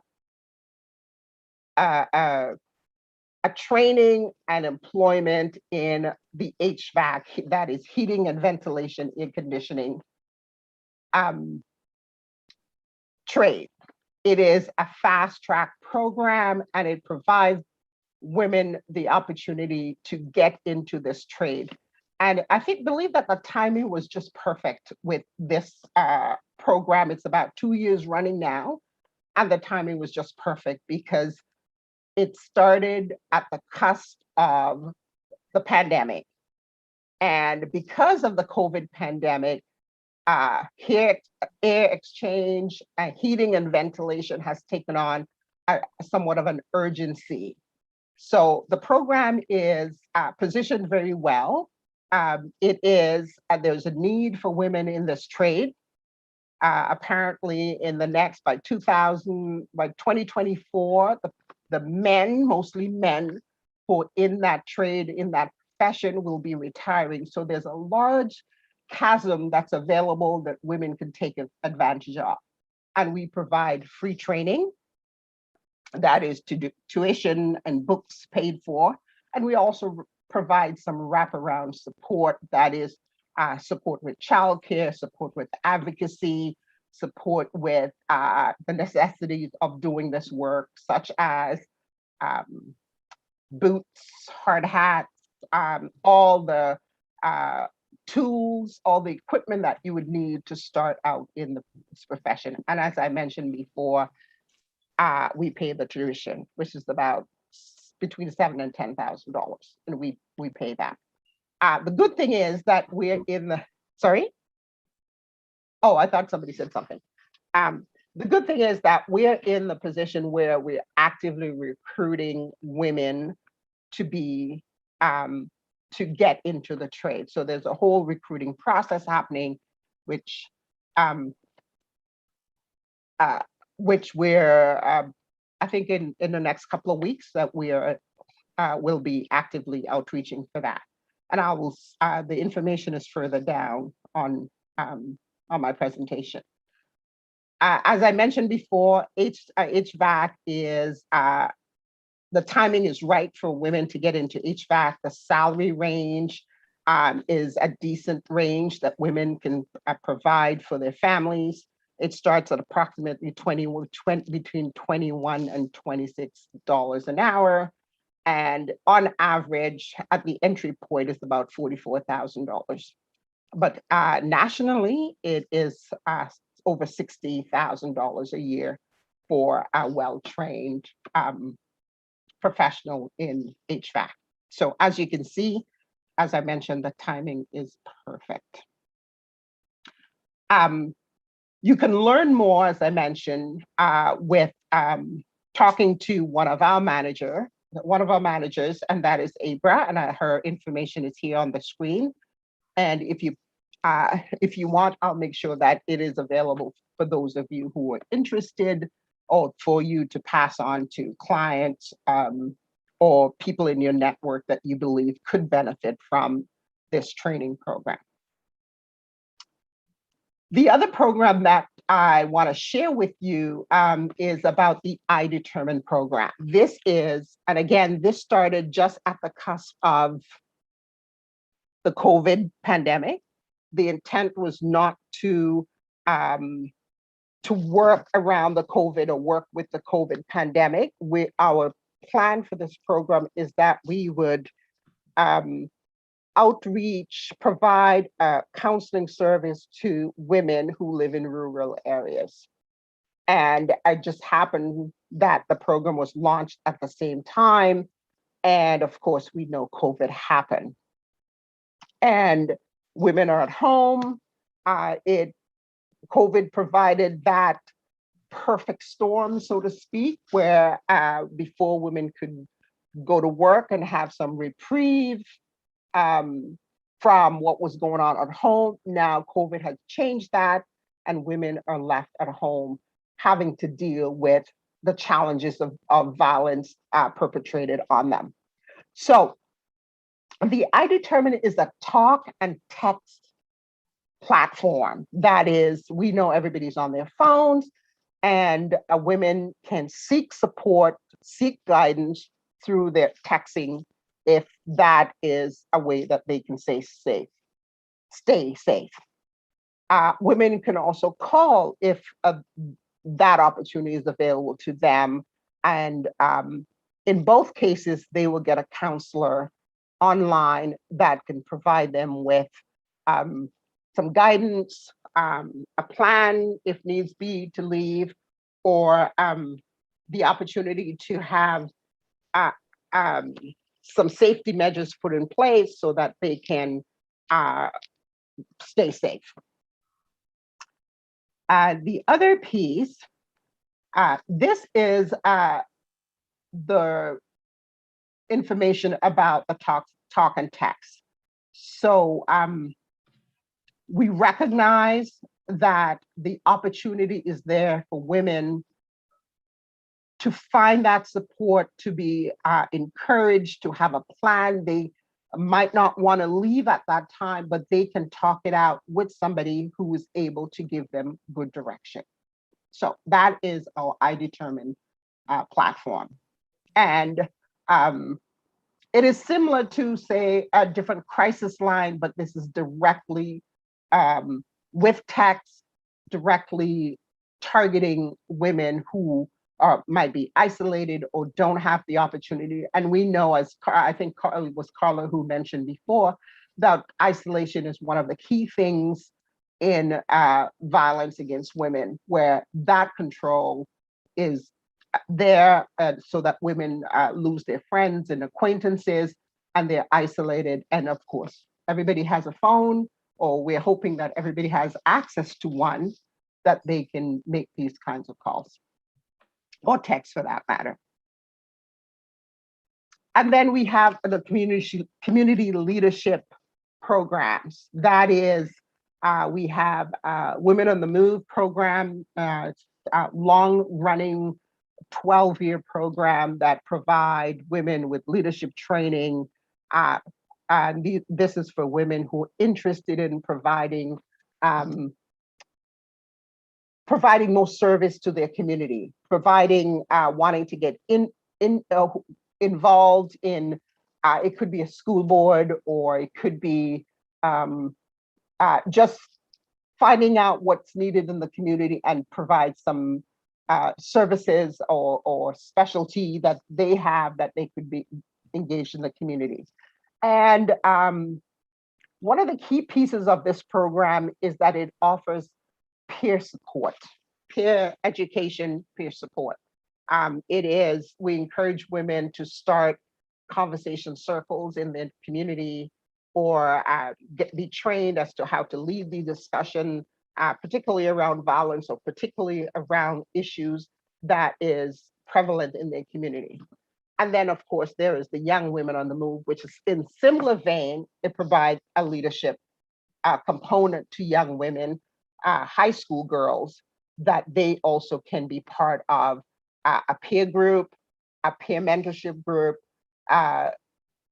get involved in their high schools regarding violence against their peers, and also have discussions and workshops around violence against young women, or young people for that matter. And if people are interested, they definitely can connect with me, and I can give more information. Both programs offer, they're quite long. Pre-COVID, they were run for a year. Currently, the program is quite condensed, not that it loses the flavor of the program, but it's virtual. And so we provide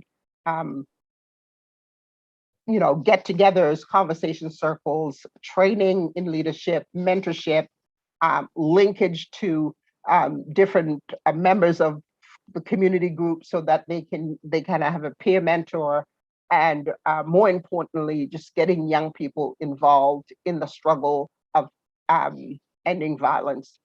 Maybe not in my lifetime, but soon.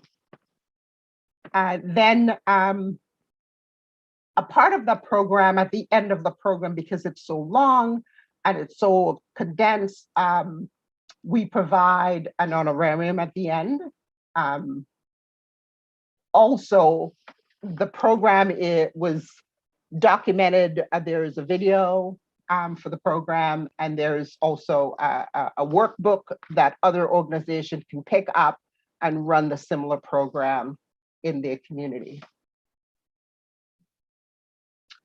So yeah, that is the community outreach department. One of the things, and I know Carla brought it up, is that something that we have been working on for the last year and a half is a project engaging men and boys. And not too long ago, we're connected to several high schools in our community. We just happen to be in a neighborhood that there are several high schools in short distance. And we ran a workshop for over 120 grade 9s and 10s. And I'm amazed. And Carla, I think you're right. We have a lot of work to do with this particular group because they're hungry to know what to do and how to challenge some of the stereotypes that exist among their peers. And there's definitely need for that kind of work. But we also run another program, which is building muscles. And again, working with men and boys to have those similar conversations, those leadership conversations about masculinity, toxic masculinity, different approaches to engage their peers in conversation.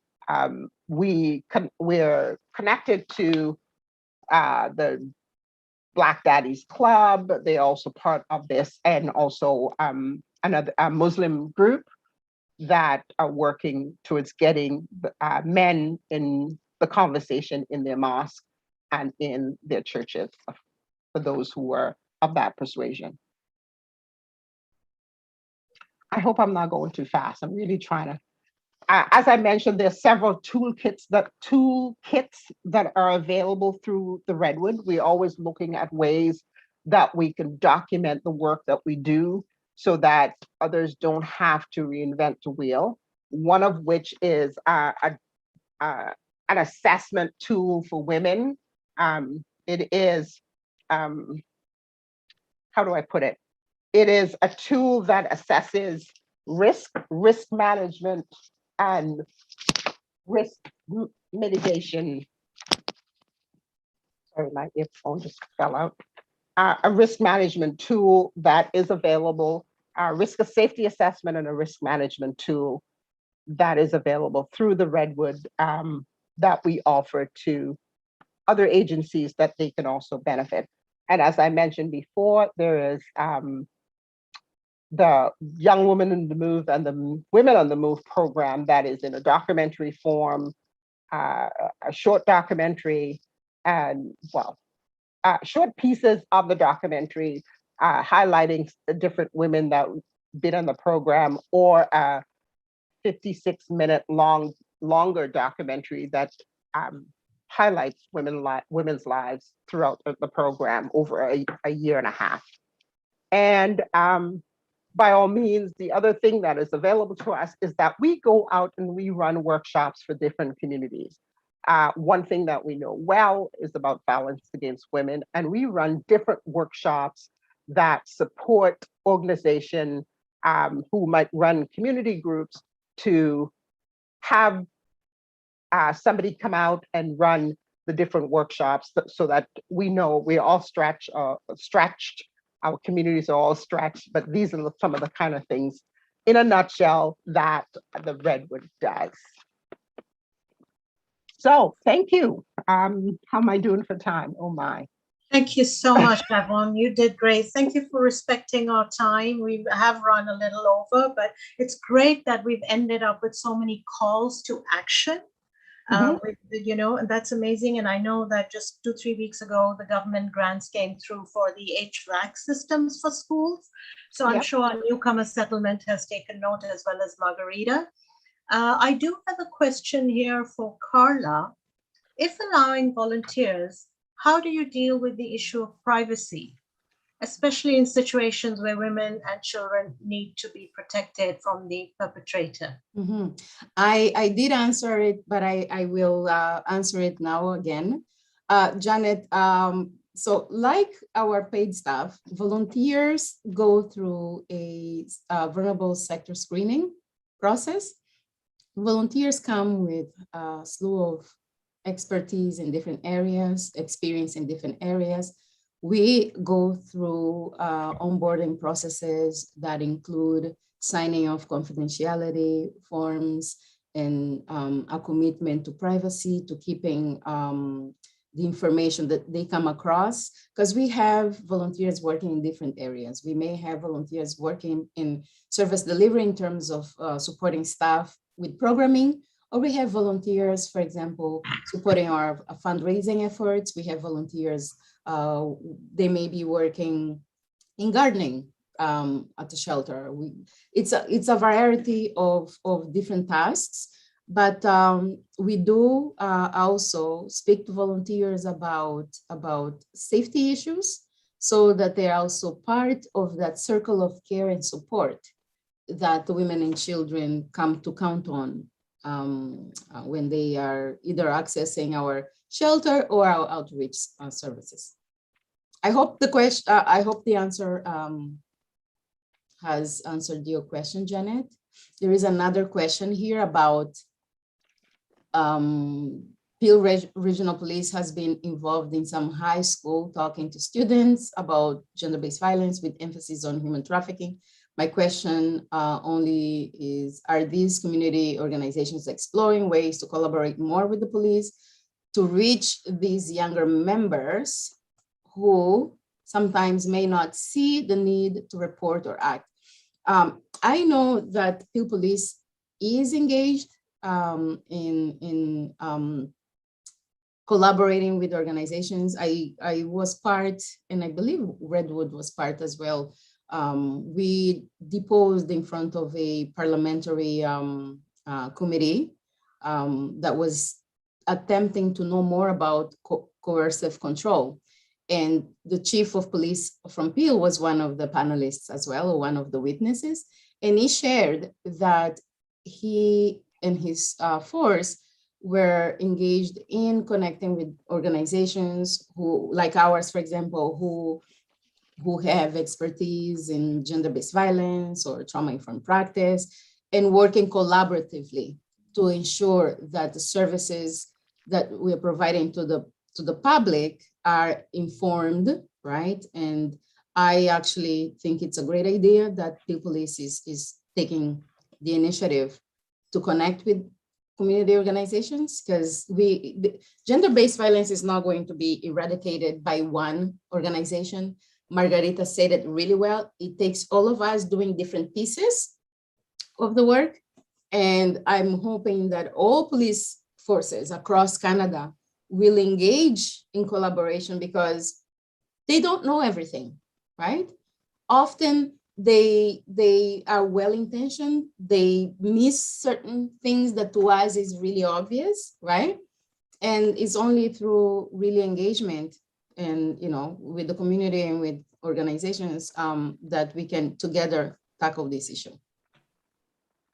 And as a high school, this is a particular importance, especially when policemen mentioned that young boys in schools are used to, yes, the issue of human trafficking is a serious issue. And often young boys, young women are engaged and involved in it and don't even know that they're engaged in human trafficking. Often they are the victims of it, but because of the complexities on how these traffickers engage their victims, if you may, a young woman may think, I'm in a relationship with a guy, but that's not what he's doing.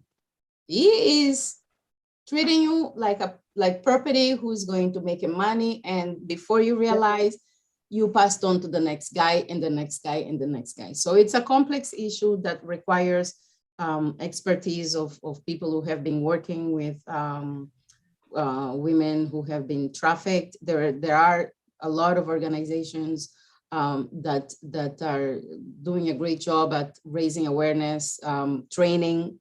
I can share some information after, Sanjit, if you want, of an organization that worked with us to raise our awareness, or for anyone that wants. And they did an amazing job at supporting us to understand the nuances of human trafficking. Absolutely. Please forward us the information. Yeah. Yes. And they would be a great organization to come to one of the conversations. Absolutely. Yeah. Yeah. Great. Thank you for answering those questions that came in now. No problem. We are a little over our time, so I'm going to take this opportunity to thank all our 5 panelists, Genesis, Jill, Carla, Margarita, Evan. Thank you so very much for being here, answering those questions, and for the great, wonderful presentation. It was truly a pleasure to have you with us this Saturday afternoon. I'd like to thank also the awesome team behind the scenes, IT, communication, for making, for the hard work and support. And last but not least, to our audience for your active engagement, participation, and making the time to attend. We hope you have all learned a lot and enjoyed the presentation. And I look forward to speaking with you all again. And with this, we conclude today's webinar. Please stay safe and enjoy the rest of your weekend. Thank you, everybody, once again. Thank you. Thank Thank you you. so very much for inviting us. Thank you so Absolutely. much. Thank you. Thank you very much.